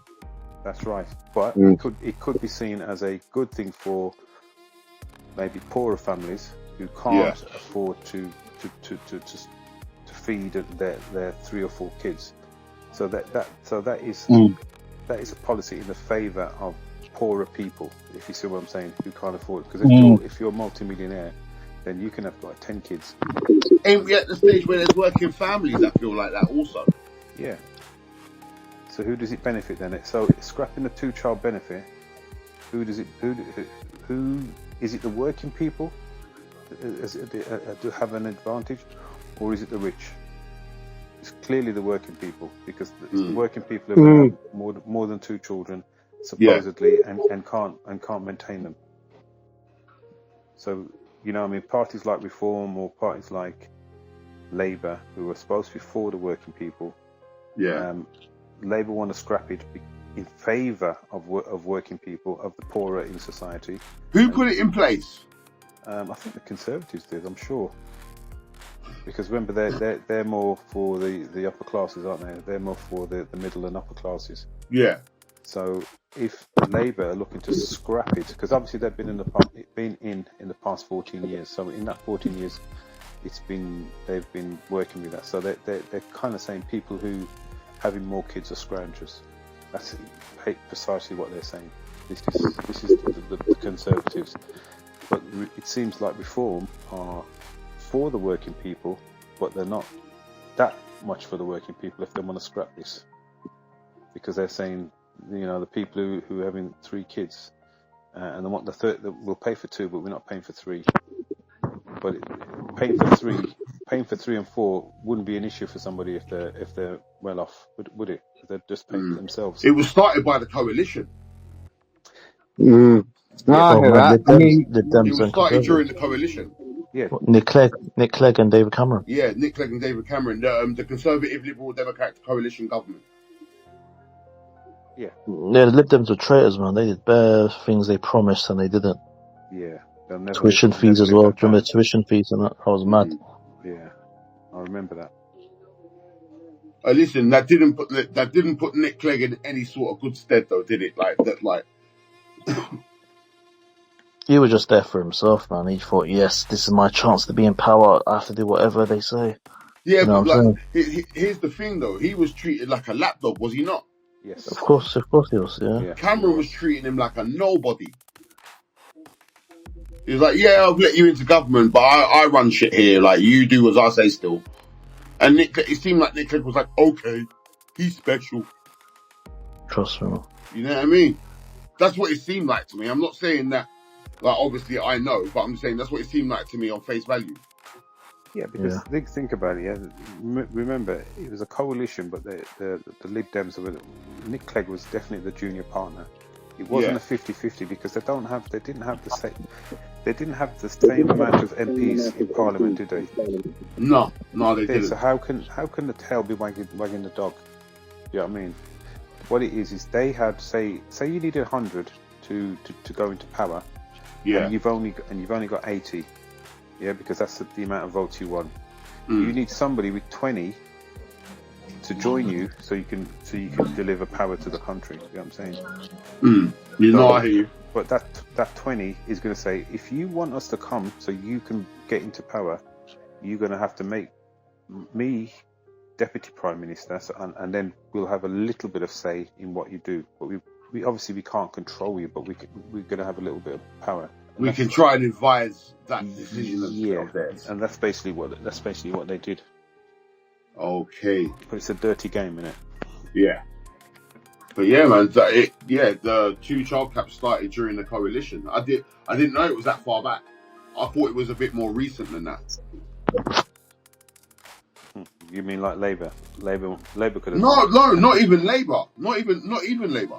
I thought it was like a Conservative alone. Like, I thought like it weren't during the coalition. I thought it was just during that time where Conservative were like obviously their own party and they were in government. Well, I think I wasn't even thinking that. I wasn't even thinking Labour, to be honest. I just thought it was a bit more recent than 2015. They were basically calling the shots anyway. So Conservatives were calling the shots. So let's not get mixed up what the coalition was all about. It was a very junior partner going along with, you know what I'm saying, what the party in power was saying. So yeah, it was literally a majority late Conservative decision anyway. So it is what it is. Okay. No, I hear. So if you are a Reform voter and you're working class and lower working class, which is, it seems that's what the majority of their fan base is, their voting base is, it's going to affect you adversely. It's going to affect you negatively. Yeah. So people don't even know what they're voting for sometimes. Yeah. Reform are Nigel's gonna betray his voters. I'm afraid. Do you reckon? It looks like the stuff he's been saying. Yeah, that he's been saying mad stuff. He's been saying that the young people's wage is they get paid too much. You know, I remember we spoke about then he said something recently. I can't remember exactly what he said. Something recently. I'll look for it. Yeah. But the stuff he's saying, his true colours is coming out, and I don't know if it's a benefit to him to be even saying that, because if you know your voters are working class or from low income families and they hear that from you, they're going to think twice now about voting for you. Do you know what I'm saying? So unless there's an alternative now, another party in the next 4 years that will rise in popularity, maybe like your party, who actually are more understanding about things, then they might turn to your party and possibly what's his name, Jeremy Corbyn, because they still got 4 years left, isn't it? Still got a lot of time. So Nigel Farage and his party, they might do something stupid. There might be a scandal within the next 4 years, and they just look silly. Maybe people are not going to be as optimistic as they are now. Do you get what I'm saying? And funny enough, now that I'm talking, other things are coming to light as well about Nigel Farage and his anti-Semitism. This keeps coming up for all the parties, I've noticed. Yeah, no, it is. It's mad. People are going into Nigel Farage's childhood and all that stuff, but I don't know if it's going to be relevant or if it's just, you know what I mean, just hearsay. I don't know, but if you're taking things from his childhood, then I don't know. I don't know if it's going to be, how should you say it, applicable to him now, I guess so. No, I hear that. Quick question, Jay. Quick question. Yeah. Nigel Farage, wolf in sheep's clothing, yeah? Yeah, mate. I said that from when he got that woman in for the prison thing, innit? It was saying that but one quick fact or I suppose angle for you guys. We're talking about the 2 child cap benefit, yeah?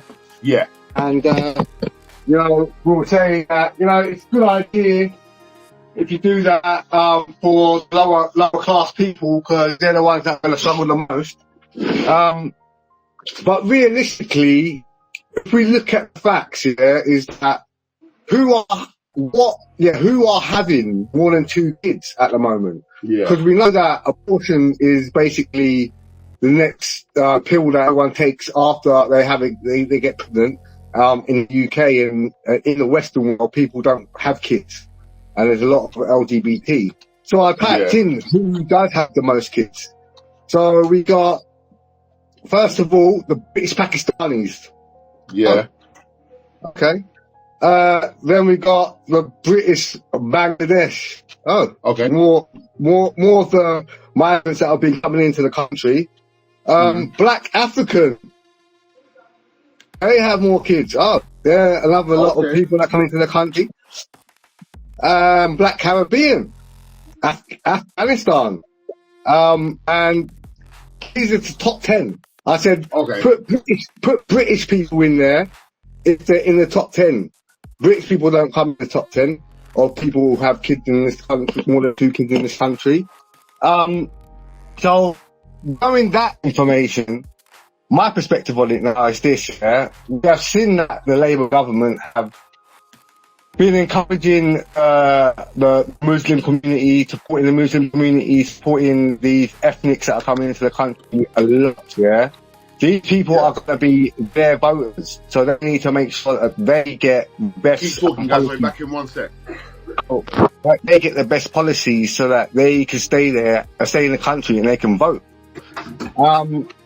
Vote for Labour, sorry. So in that, it seems like it isn't the fact that they want to get help people at the bottom of the British, because the bottom of the people of the British ain't having more than 2 kids anyway. And I think if they were trying to help the bottom on the working class system, they wouldn't just do this. They would put out, like I was saying earlier on, like commercials and adverts and propaganda and all this stuff to encourage people who are obviously citizens to have more kids in this country. But it doesn't seem that way. It just seems like, okay, cool, we're putting this policy through, it looks nice, boom, boom, boom, this and that.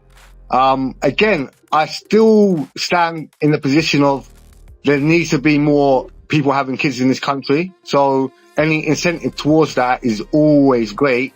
But I think if there's a motive behind that incentive, not to encourage people to have kids, but to support the people who are having more kids, and support their causes more so, I think is a bit more of a nefarious policy. And again, like I said, man, like it's double-sided sword with this one. I think it helps, and at the same time, it kind of encourages the wrong stuff as well. So yeah, that's my position on that still. I think, as I said, I have to kind of break down what you're saying, because if we're saying that the population of this country is this an issue? Is it an issue of people who are of colour, or is this an issue of people who are from like Europe, Poland, France, Spain, Belgium? Yeah, non-British people. Okay. Non-British people. So, but you just said that people who of Caribbean or African or South or Asian background have more kids. So you've just mentioned countries which are all people of colour. So it's you say one thing such as pinpoint countries which have 4 or 5 or whatever number they have, and not mentioned people in immigrants in general. So immigrants in general could come from Australia, they could come from New Zealand, could come from Canada, could come from Poland, Italy, Belgium, whatever, Europe. And you're saying they don't necessarily have 4 or 5 kids. Is that what the stats say? Yeah, on the top 10, let me have a quick look. What, like Australia and that? Eastern Europe, what's that saying? Woman, nah. We're saying, but basically, you're saying, and so when I say British, I mean like British citizens as in legal citizens of the country, regardless of what colour, talking about more the legal and the illegal side. Okay, we're talking about illegal migration again, so we're talking about illegal migration. So the countries which are related to illegal migrations are generally countries where people of colour come here. You know what I'm saying? So well, not really, because like you get like, so for instance, the Caribbean more so, you don't get the illegal migration from the Caribbean over here too big, but you do see a lot of Afghans, you see a lot of Pakistanis. These are illegal that are getting supported in UK. So you do see a lot of I mean, again, you could say colour. I would say more cultural, because there's different cultures, isn't it? There's one Western culture and the Eastern culture. And I think that they can't, being in a country, if they're not integrated properly and they're not supported properly, you're always going to find conflict, especially if they're not legal citizens. So I think, with, the illegals, because of the fact that, you know, they come from these certain countries, and we know in these certain countries that they have more kids anyway, they obviously have more kids over here. And again, this 2 captain is now, so they're in power for another 4 years. You know, it's not something that it's going to benefit implemented right now, but it's something which is now going to be implemented that is going to support the movement going forward. The 2 cap system's in now, isn't it? Yeah. Yeah. And this government is saying they might scrap it. So it going forward. Well, no. Apparently, I think they speak to someone to do with the budget before they actually go and say it, and the word is that they are going to do that. Scrap it. Yeah, they are looking to scrap the 2-child cap. Yeah. So depending on what your perspective is on this, is that a good thing or a bad thing? So yeah, so my side was like a double-edged sword, didn't it? Double-edged sword. Yeah, so that's what I'm saying. So is it for the working people or not? It's clearly for the working people, or lower class working people. So it's for the people, and it's those very same people who are the enemies of the people that are in power. Do you know what I mean? So it's like, what do you want? What do you want from this? Do you know what I mean? It's a difficult one, because, as I said, if you're in power and you're working class, and they're doing something which is going to affect the working class, you still want them out, but you know it's going to be still at your detriment if you do get them out, because whoever comes in is going to say, yeah, we're going to keep it scrapped. You know what I mean? Because we're not really for the working people. We're for the rich elite. Do you know what I mean? Yeah. So, I don't know. It's a difficult one.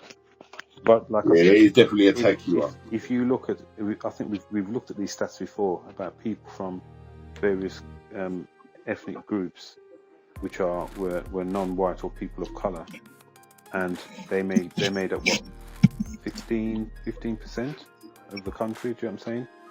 So yeah, if I remember correctly, if we checked like the BAME community, and I think that was like 18%. 18%. All right, let's say 20. So this is an 80-20 rule. So 80% of the country is generally not having as much kids as the 20%. Yeah. But there is no threat of it being anywhere near 50-50. Do you understand what I'm saying? It's going to take like 50, 60, 70 years before anything like that happens, because it's not going to be like 10 years or anything. It's going to be many, many years before the country starts to be changing so much in appearance, that because it's only because sometimes we live in really populated cities and towns that we get a false image of what the actual country's like. You know what I'm saying? Because in London, obviously it's very diverse. It's very multi-ethnic. You know what I'm saying? You go on a tube, you go on a train, and like English is spoken, but there's probably like 200 other languages that are spoken as well. Do you know what I'm saying? But you don't get that in. You go to Plymouth, you go to Bournemouth, you go to Sunderland, you go to, do you know what I'm saying? You go all these towns and cities around the country, and you don't get that. You only get that in London. So we sometimes have to put it in perspective. What the actual country, because 18% means there's a lot of people. You know what I'm saying? It's like 83%, 82% is traditional English British people. You know what I'm saying? So where's the fear? Where's the fear of you being overrun? Just not there, is it? Okay. There is a lot of fear of us being overrun because of the fact that, I mean, going back to what I said earlier about the stages of life, the 3 stages of life. You've got the early life, you've got the workforce, and you've got the elderly. If you're having a reduction of birth rates, then you're never going to be able to replace the workforce, are you? And the thing is that if you import people from outside to come and replace a workforce, you think that it's replacing your births, but it ain't replacing your births. It just looks like the workforce is replacing itself. But what you're going to find is that the elderly are going to be over in 20, 30 years time. It's going to be more elderly than there's going to be workforce because of the birth rates being lower and lower. So obviously in that sense, don't you just put the retirement age up? They keep putting the retirement age up. Although they keep putting it up, yeah. So in that sense, the two-cap thing is good because of the fact that they're trying to get people to have more, they're going to support people to have more kids. But remember, if they wanted people to have more kids, they would do what they normally do when they want people to do stuff for them. They'll campaign for it online or on visuals, and they haven't campaigned for it or anything. So it's not something which is for the people. It's not something that they think, let's do this, it's good for the people, because they will push it. It's a fact that they're doing it because it's going to benefit them in some way. Now, we know every leader, whenever they push any policies, it's something to benefit themselves. Yeah. And then if it benefits the people, it might not. In my, like I said again, in my view is this, and I know this might be a bit touchy, but we have seen that Labour have been supporting, a certain group of people in this country. And we've seen Angela Rayner going and talking to communities for support from them. Now, these group of people, although they're a small group of people, they're the people that have the most kids. Or one of the groups of people that have the most kids in this country. Now, if your constituents or your people, are having 5, 6, 7 kids, which they tend to do, then your policy would be, what we'll do is that we'll take the cap off so you can have your kids. It's not for the fact that, we're going to take the cap off so everyone in the UK is now encouraged to have kids. Because the mentality of the British UK, or not even the British UK, just of UK working class citizens, is that, there's no, and even middle class, if there is a middle class, there's no point having kids because kids cost, and I want to be able to live. I can't even support myself, so there's no point in me having kids. So it does go against the grain in that sense, in the sense of like just living by yourself. Paying for your own stuff and that is so expensive. Like dropping that for people to have kids and say, we're going to support you, realistically doesn't give them the incentive to say, you know what, they're going to help me in life, because at the moment I can't even support myself, let alone a kid or a dog or a cat. So again, I think it's very beneficial for them and their constituent voters and certain cultures. I don't think it's overall spread across the country. Okay. All right then. Nice. We'll move on to our next topic. So this one, I'm sure everyone's heard about this one, to be honest. So the Defense Secretary has issued a stark warning to Vladimir Putin after a Russian spy ship operating on the edge of UK waters directed lasers at RAF pilots. John Healey said the Yantar was operating north of Scotland and had pointed lasers at pilots of surveillance aircraft monitoring its activities in a deeply dangerous move. In a defiant stand against the action, he told Westminster press conference on Wednesday, "My message to Russia and to Putin is this: we see you, we know what you are doing, and if the Yantar travels south this week, we are ready." The Russian embassy in the UK hit back, accusing the government of being Russophobic and whipping up militarist military hysteria, basically. The pilots targeted by the lasers it's understood to have happened within the past 2 weeks. They had been monitoring the ship's activities after it breached UK waters for the second time this year. One second. Mr. Healey said its presence was designed to put our undersea infrastructure and those of our allies at risk. He said it's a part of a Russian fleet. isn't just a naval operation. It's part of a Russian program driven by what they call the main Directorate of Deep Sea Research, or GUGI, like GUGI. And this is designed to have capabilities which can undertake surveillance in peacetime and sabotage in conflict. That was why, he said, whenever the Yantar comes into British wider waters, we track it, we deter it, and we say to Putin, we are ready. And we do that alongside allies. He added, lastly, it is a demonstration, if you like, of a British readiness to act, a British capability to act, because, make no mistake, we will not tolerate a threat to the British people's essential connections underwater. What's the thoughts on that, people? Well, the UK is war ready right now. Basically, yeah. War ready. The language they're using, the rhetoric, they're expressing that they're war ready with Russia, and they're not tolerating any more spy ships coming near our waters. So, yeah, they're looking like they're toughening up now, having some balls. You know what I mean? Yeah, but do you reckon they listen to it? Do you reckon they listen to that message from John Healey? Yeah, of course. And one question, sorry, just quickly, sorry to cut you off, and Jay, sorry. One question, yeah, because I've seen these words being batted about a bit, yeah. So I must ask: is this actually Putin starting to poke NATO the bear? Is he starting to poke a bear now? Because there's also in Poland, a railway was actually like blown up, like in Poland, I heard about it. and Russia's to blame for that. So is Putin starting to go, do you know what, I'm just going to start poking the bear now, we'll see what happens.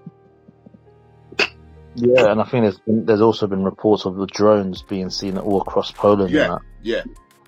And even Romania scrambling jets. Right. So is this him starting to poke the bear now? Is he like, I've had enough, I'm going to start poking the bear now? Yeah, but what's his advantage of doing that? That's something I don't know. He must know the advantage he has.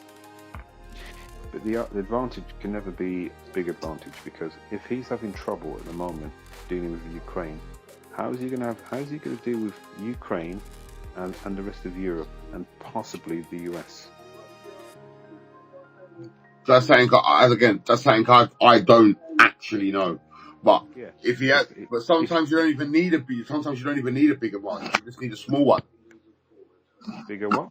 Sometimes you don't need a big advantage. Sometimes you just need a small advantage to get to do what you wanted to do, or to get to where you wanted to get to. All you need is that little advantage, and that can take you there. So what if he does have one and he knows what it is, but no one else does? Because right now he might want to be secretive now, because I don't think he trusts Trump anymore. Yeah, guys, go on. I was just going to quickly say that if you've got, listen, we've both got nuclear weapons, so it's probably never going to come to nuclear weapons being fired. Yeah. But if you're talking about boots on the ground, warfare, proper hand-to-hand combat, boots on the ground, it's going to be the rest of Europe, because if you mess with one person in NATO, it's all for one and one for all. Do you know what I'm saying? So they're all going to jump in on it. So what he'd be doing is, he'd be silly to do it, but he's got to see where the cables are. So if it ever does come to that, he can take out the cables, and then that'll severely hamper. You know what I mean? The UK.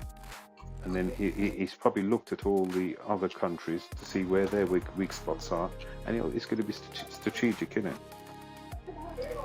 It's just going to be strategic. So therefore, we want, whether it comes to boots on the ground for all of them, I've got to look at where their weak spots are. Because listen, at the end of the day, at the moment, the UK have not put any boots on the ground to help Ukraine, have they? But, I don't think so. No, well, they haven't, because if there have been mercenaries that have been in there, that's off their own back, innit?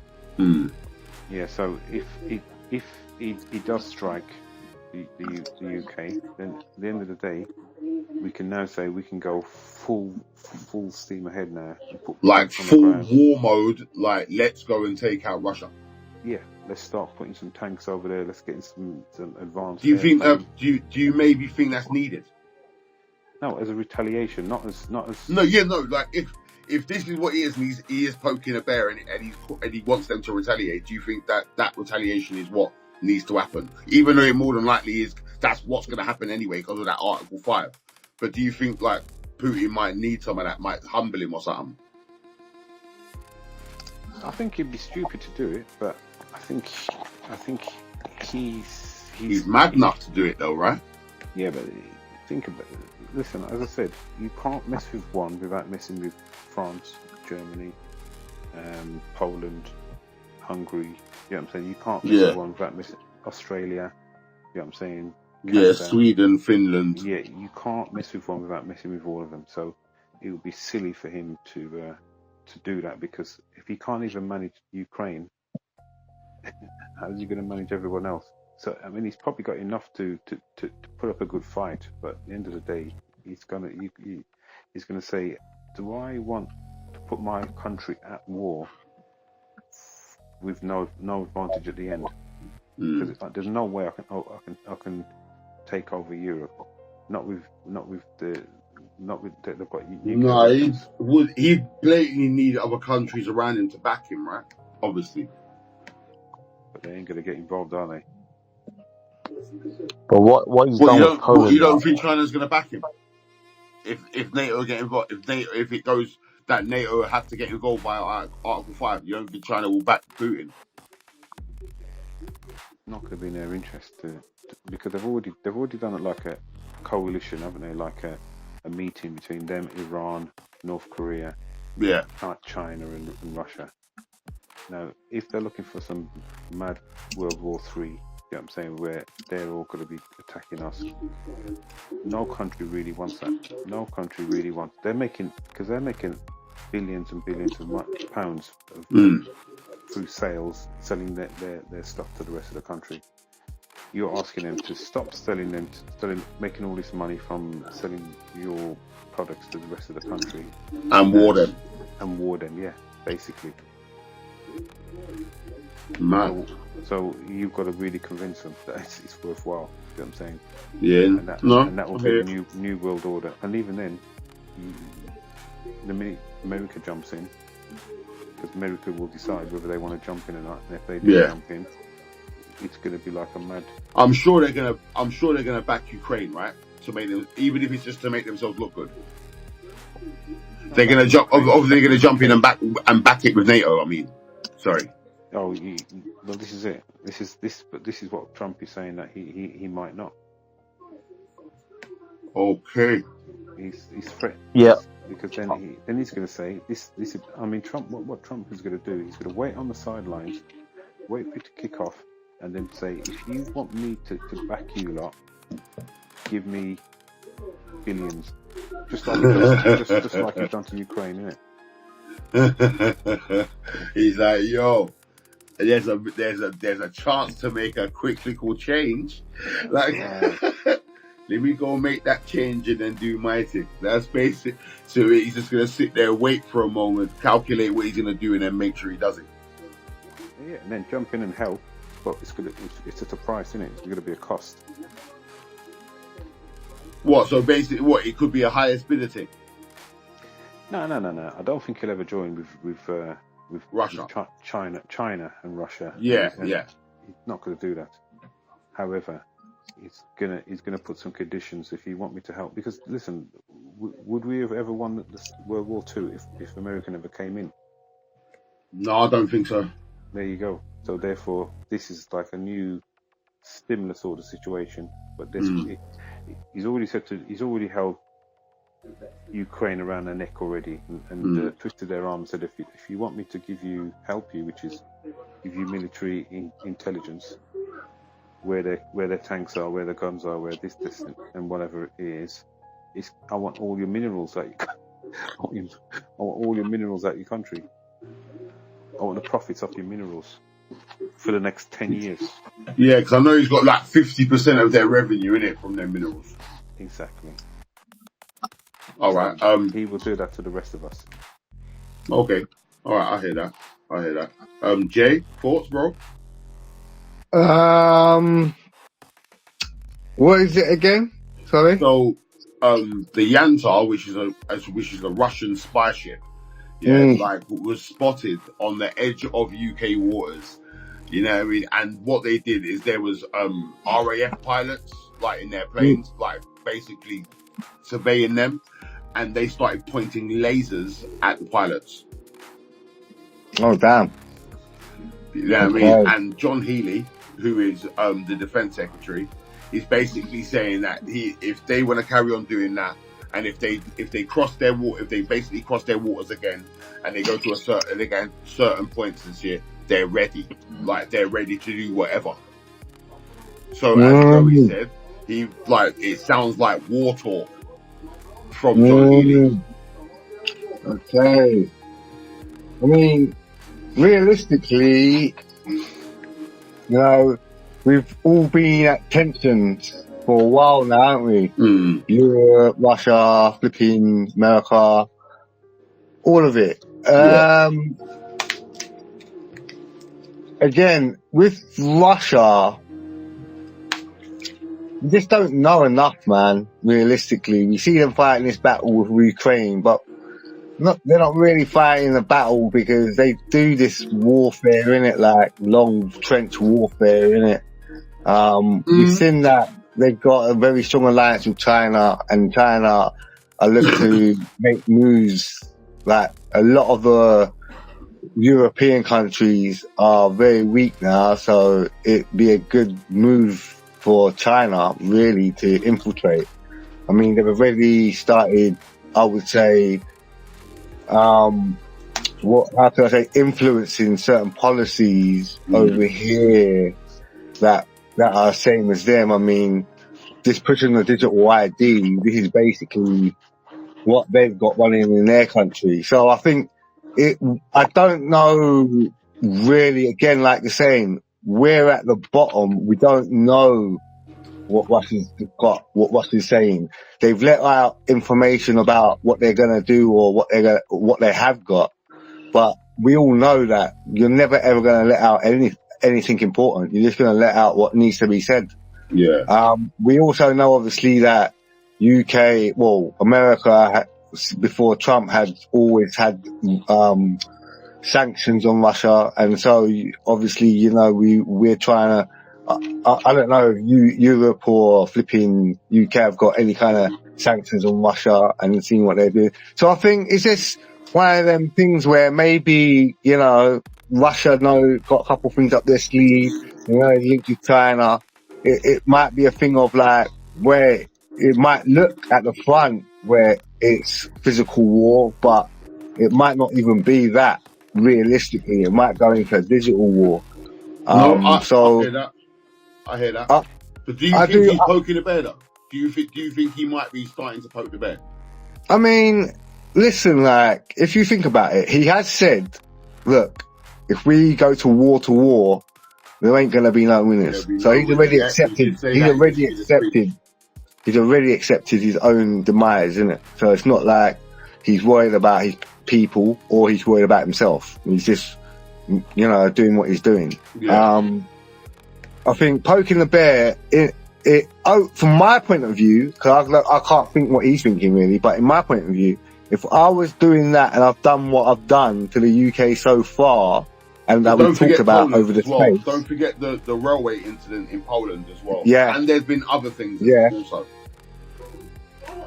My kind of thing would be like, well, these guys are always at me, yeah? Let me do what I've got to do to them and let me really see what they're really about, knowing that I've got links to a couple of other nations that I'm happy with now, that I know that can come and get involved. Japan came and helped with them, fight some people, like they sent some soldiers over to Russia.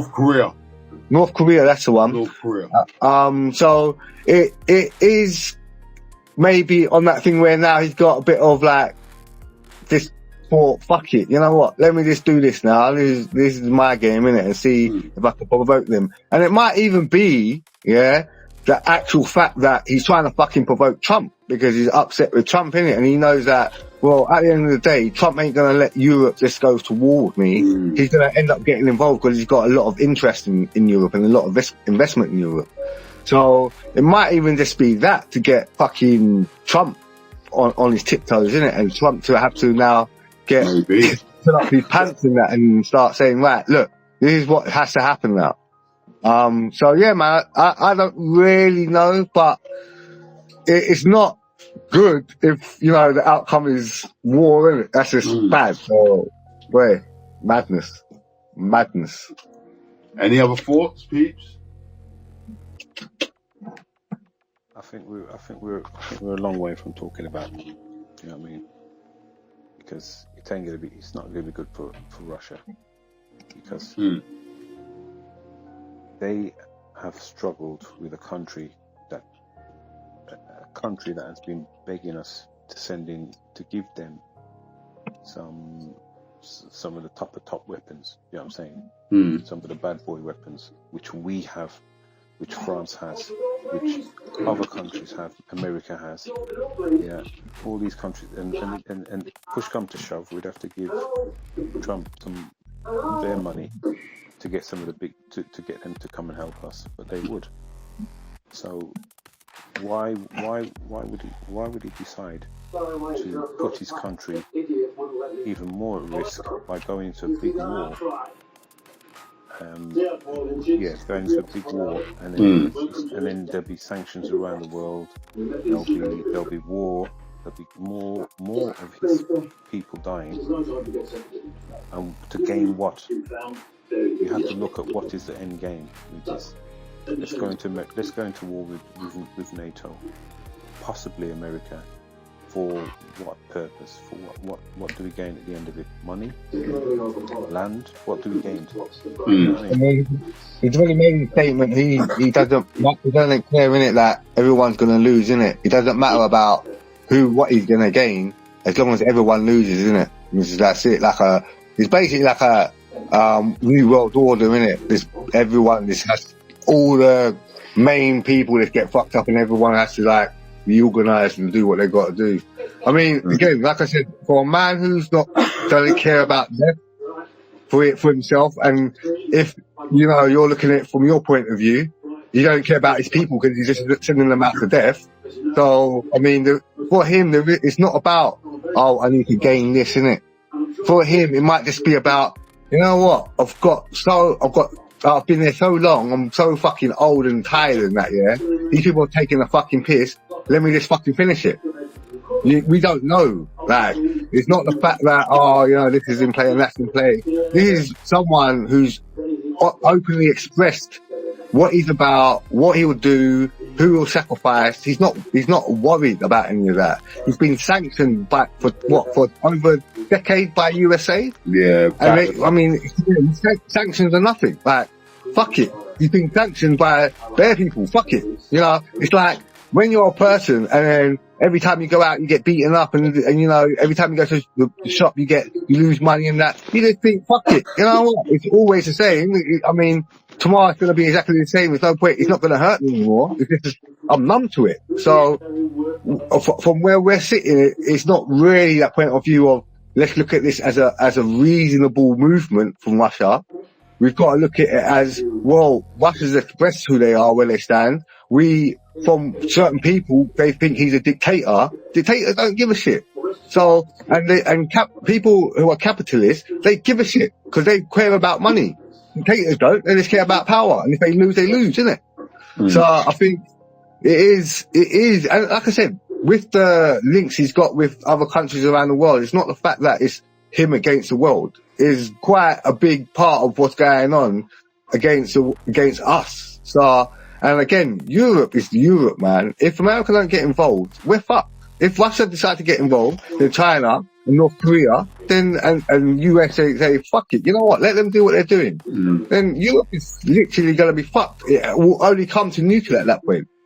So I think it is very reasonable to see this as something where we could be at a point where we might start seeing over the next maybe year or so, you know, some Russian issues going on throughout Europe, and not only Russian. Okay, I hear that. Yeah, no, I hear that. Right, people. Quick fire thoughts, yeah? Let me give you the subject. It's something that I just found interesting, so I just wanted to have your thoughts on it still. So some quick fire thoughts on it. So it says here, excuse me, every year on Black Friday, which falls on the 28th of November this year, there is a global day of protest against Amazon. What began as a pushback against Amazon's brutal labor regime, its hostility to unions, and the dangerous pace of work in its warehouses has taken on a broader political meaning. One moment. Today, the protests will also confront Amazon's role in Project Nimbus and its deepening complicity in the Israeli state's assault on Gaza. Around the world, movements now understand that Amazon's power does not stop at the workplace gate. It reaches directly into the machinery of domination and mass violence. Project Nimbus is a multi-billion-dollar agreement signed in 2021 through which Amazon and Google supply the Israeli government with advanced cloud computing services.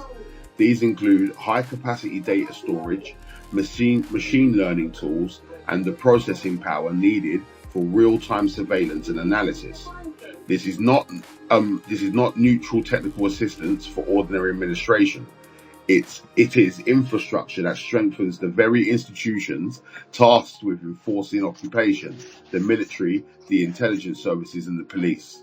Cloud infrastructure on this scale plays a strategic role in modern warfare. Israel's military relies on immense quantities of data, including biometric information, geographical mapping, communication records, and the granular social data extracted from everyday life under occupation.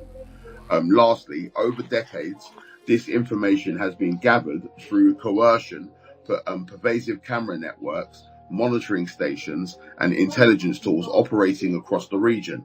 When fed into powerful machine learning systems, this data becomes the basis for predictive policing, automated surveillance, and algorithmic targeting.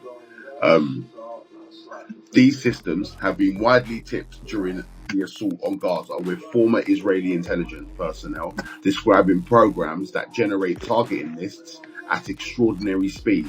In this setup, the human operator becomes little more than the final approval in a process driven overwhelmingly by automated systems. If Israel could strike a deal like that, couldn't other countries strike a deal like that? And how dangerous could that be? Is that not involving like facial recognition? And that's like quite dangerous, isn't it? Don't you think? What's the quick fire thoughts on that, Beeps? Yeah, well, I think Israel have always been is America. America is Israel. And so whatever they can do in America, they can do in Israel. Let's not separate the two. So that's that. Israel have always had nuclear weapons. They're as powerful as America is powerful because of the Jewish lobby in America anyway. Yeah, so, and obviously the bond that America and Israel have. Yeah, but they're one and the same. So when you say the bond, I mean, that is probably the 51st state anyway of America, and obviously they wanted Canada, they want Greenland, they probably want the UK as well. You know what I'm saying? So all this is all when we talk about Israel, we're literally talking about America. So, I don't know. I don't see the separation. You know what I mean? Whatever you say, just apply. Can it just apply to America? Can America? Yeah, but like, I don't know if America.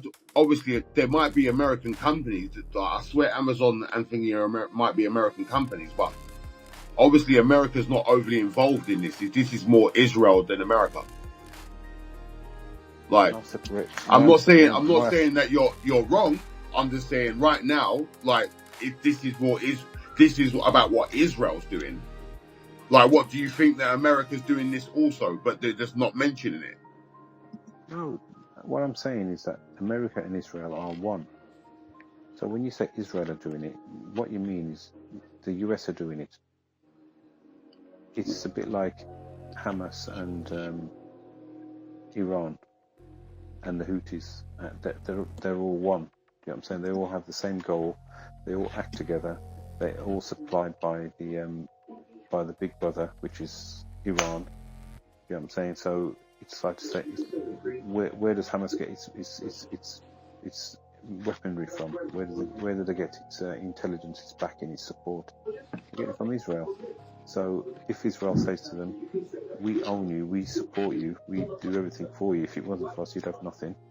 But we need you to do this, this, and this." You get it done because that's your master, and Israel's master is the US.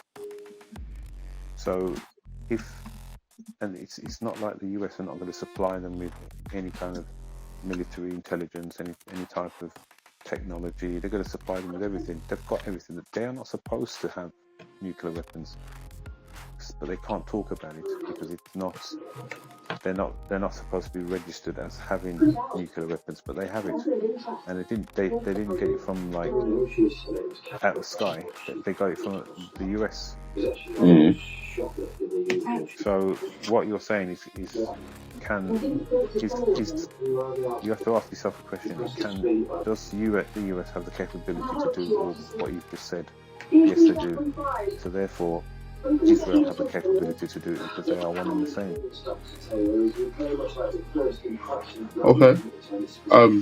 Okay. Joey? How dangerous could this? How dangerous could, like, obviously I explained a bit on what Project Nimbus is, you know what I mean? And if LiveLounge is right in what he's saying, like, other countries could obviously do something like this. How dangerous could this actually be? I mean, from what I know Israel is like a global leader in technology. So it's not a surprise that them with the help of America have come up with this sort of technology. Maybe perhaps China will respond as well. You'll see other upcoming technology from China as well in terms of the military. Of course it's dangerous, especially in the times we're in now where the drones and advancement of technology, we've seen it in the Ukraine war, and we're probably going to see this in more upcoming wars, you know what I mean? Cybersecurity and things. Yeah, it's a dangerous time. I don't know what else to say. Okay. But I know Israel are also advancing in different areas as well in terms of that as well. So, of course, Nimbus is I think significant, but they probably got other things in their sleeve as well at the same time that they're working on as well. Yeah. So, Okay. No, I hear you, bro. Jay? Yeah, man. I pretty much agree with Joey still, man. Like, madness, innit? Like, at the end of the day, got a lot of shit going on. It is mad, bruv. Like, I didn't obviously, like, something like this is like, some people might see it as groundbreaking, others see it as like very worrying, very dangerous. This is a dangerous thing to basically have. As you said, like, intelligence and obviously information is key, especially in war now. You know what I mean? Like, and this seems like that's a big advantage they have in certain things. Whether that be Israel on their own, Israel and America, but that's a big advantage, right? Yeah. Yeah. Like, and obviously having that sort of technological power, if that's the way to put it, like, that could lead to very nefarious things happening. Like, that's control state stuff that could turn into.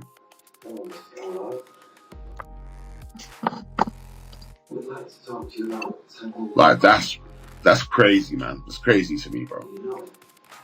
It is crazy. But I was just like, I don't know.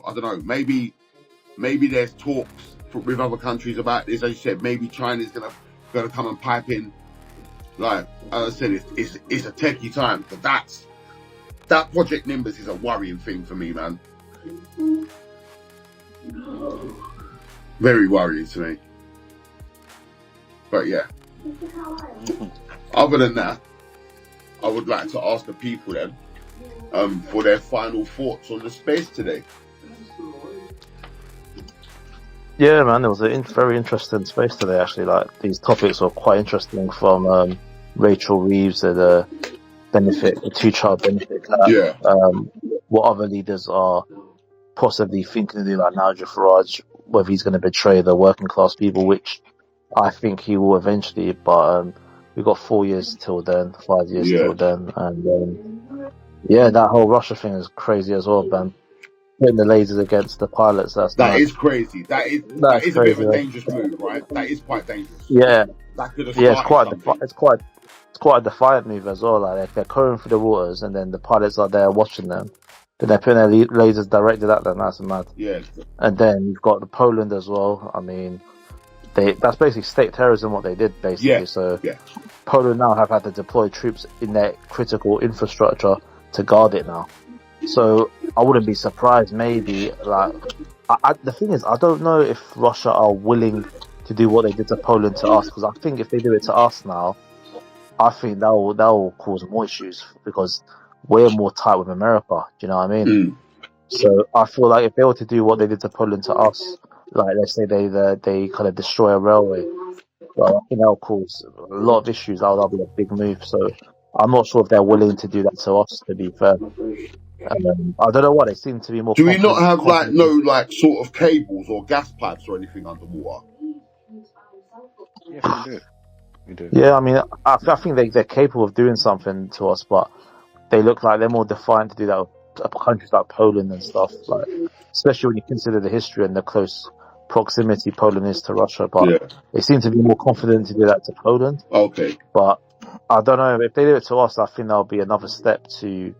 I think that triggers something if you've done that. Yeah, that's what I'm saying. So I think maybe Putin is literally, like you're saying, he's poking the bear, but I think he's testing the waters as well to kind of guarantee that he wants some of Ukraine, and he's probably sending a strong message to Trump as well. Like, I'm going to carry on doing this, and I'm just kind of testing the levels, what level to go to, because I want my part of the land, Ukraine. Yeah. You know what I'm saying? So yeah, that was interesting topics, guys, and yeah, Project Nimbus, that's another interesting thing as well. That's about it, and yeah, well done, and yeah, good space. What a wicked, man. Anybody else? Yeah, so I mean, once again, brilliant space, diverse topics, but all very relevant and all very great talking points. Brilliant as normal, and as I said, it's good to keep this thing interesting. Do you know what I'm saying? With the topics coming in and being debated. So yeah, brilliant. Yeah, well done. No, thank you, man. Thank you so much, bro. Jay? Yeah, great space as always. What can I say? Like, big up everyone. Great topics. It's tense time in history, isn't it? For real. I mean, do you guys think that this is a time that's going to be remembered for a long time, or do you think it's just something that happens all the time and people are going to forget about it in 10 years' time? No, I think there's more stuff coming that's going to be more memorable, man. What's memorable? What are we talking about? Well, I don't know. I suppose all the shit that's been happening, obviously Israel, Palestine, Russia, Ukraine, Trump and Putin, and the EU and UK and China. I mean, obviously nothing actually has happened. I think these things will be remembered. But these are just elements. I think these things will be remembered, but I think there's bigger things to come as time goes on. Maybe. I hear that. Mike, well, 3 words from me, because as we know, like this, as I said, Project Nimbus to me is that's a techie one, because whoever's actually going to go and put money into that or make deals within that sort of thing, that puts them at a massive advantage. You know what I mean? With the amount of technological power they will have. You know what I mean? So that's a dangerous thing. The Russian spy thing, I do believe there is an element of bear poking. Like, I feel like this man's like, nah, I've kind of had enough. You know what I mean? I've kind of had enough now. Like, let's actually see if they're going to do something. They keep saying, if I do this, this is going to happen, or we'll have to activate this. Let's actually see if they'll activate it. So I think certain things have been happening, and I think I've seen more worry than we're going to do something if he carries on doing this. I've seen more worry from NATO and that side. You know, I mean, the only person I've heard say anything of sort of, brother, if you want this, we'll have it, is John Healy. Like, he's like one of the only people I've heard that's actually spoke with some defiance, if anything. You know what I mean? Yeah, there's been the messages and stuff in the interviews and stuff that when they've been speaking, but that's like one of the most defiant messages I've heard so far, again, at Putin. You know what I mean? I ain't really heard something that defiant yet. You know what I mean? So, and Reeves, we have to wait until the 26th. I think it is the 26th when the budget is. You know what I mean? And we're actually got a space on that day as well. So that'll be good. You know what I mean? And we can actually have a chat about what's actually been said and what's actually going to happen. What they're actually going to do. You know what I mean? Because as much as it's still, as we've said many times in different spaces, as much as we're talking about it and we can think about it, it's all speculation. We ain't going to find out until she actually opens her mouth. You know what I mean? So, like, we'll wait and see, innit? Like, we have to wait and see. And apart from that, we just need to grab our snacks, man. Grab your snacks, because the revolution will not be televised. You see what I'm saying? And other than that, thank you, people, for jumping on. It's actually been a wicked space today, man. A nice, wicked one, man. Thank you to you, Live Lounge, aka The Problem. You know what I mean? Like, thank you for being that guy for us. You know what I mean? Thank you to you, Joey, the new man of balance. You know what I mean? Always active as per usual. Thank you to you, Jay, co-host for the most. Always an honor. You know what I mean? And other than that, people them. We'll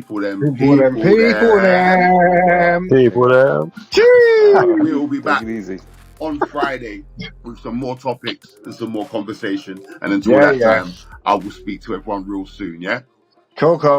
Take it easy, people. Love everyone. Big up. Cheers.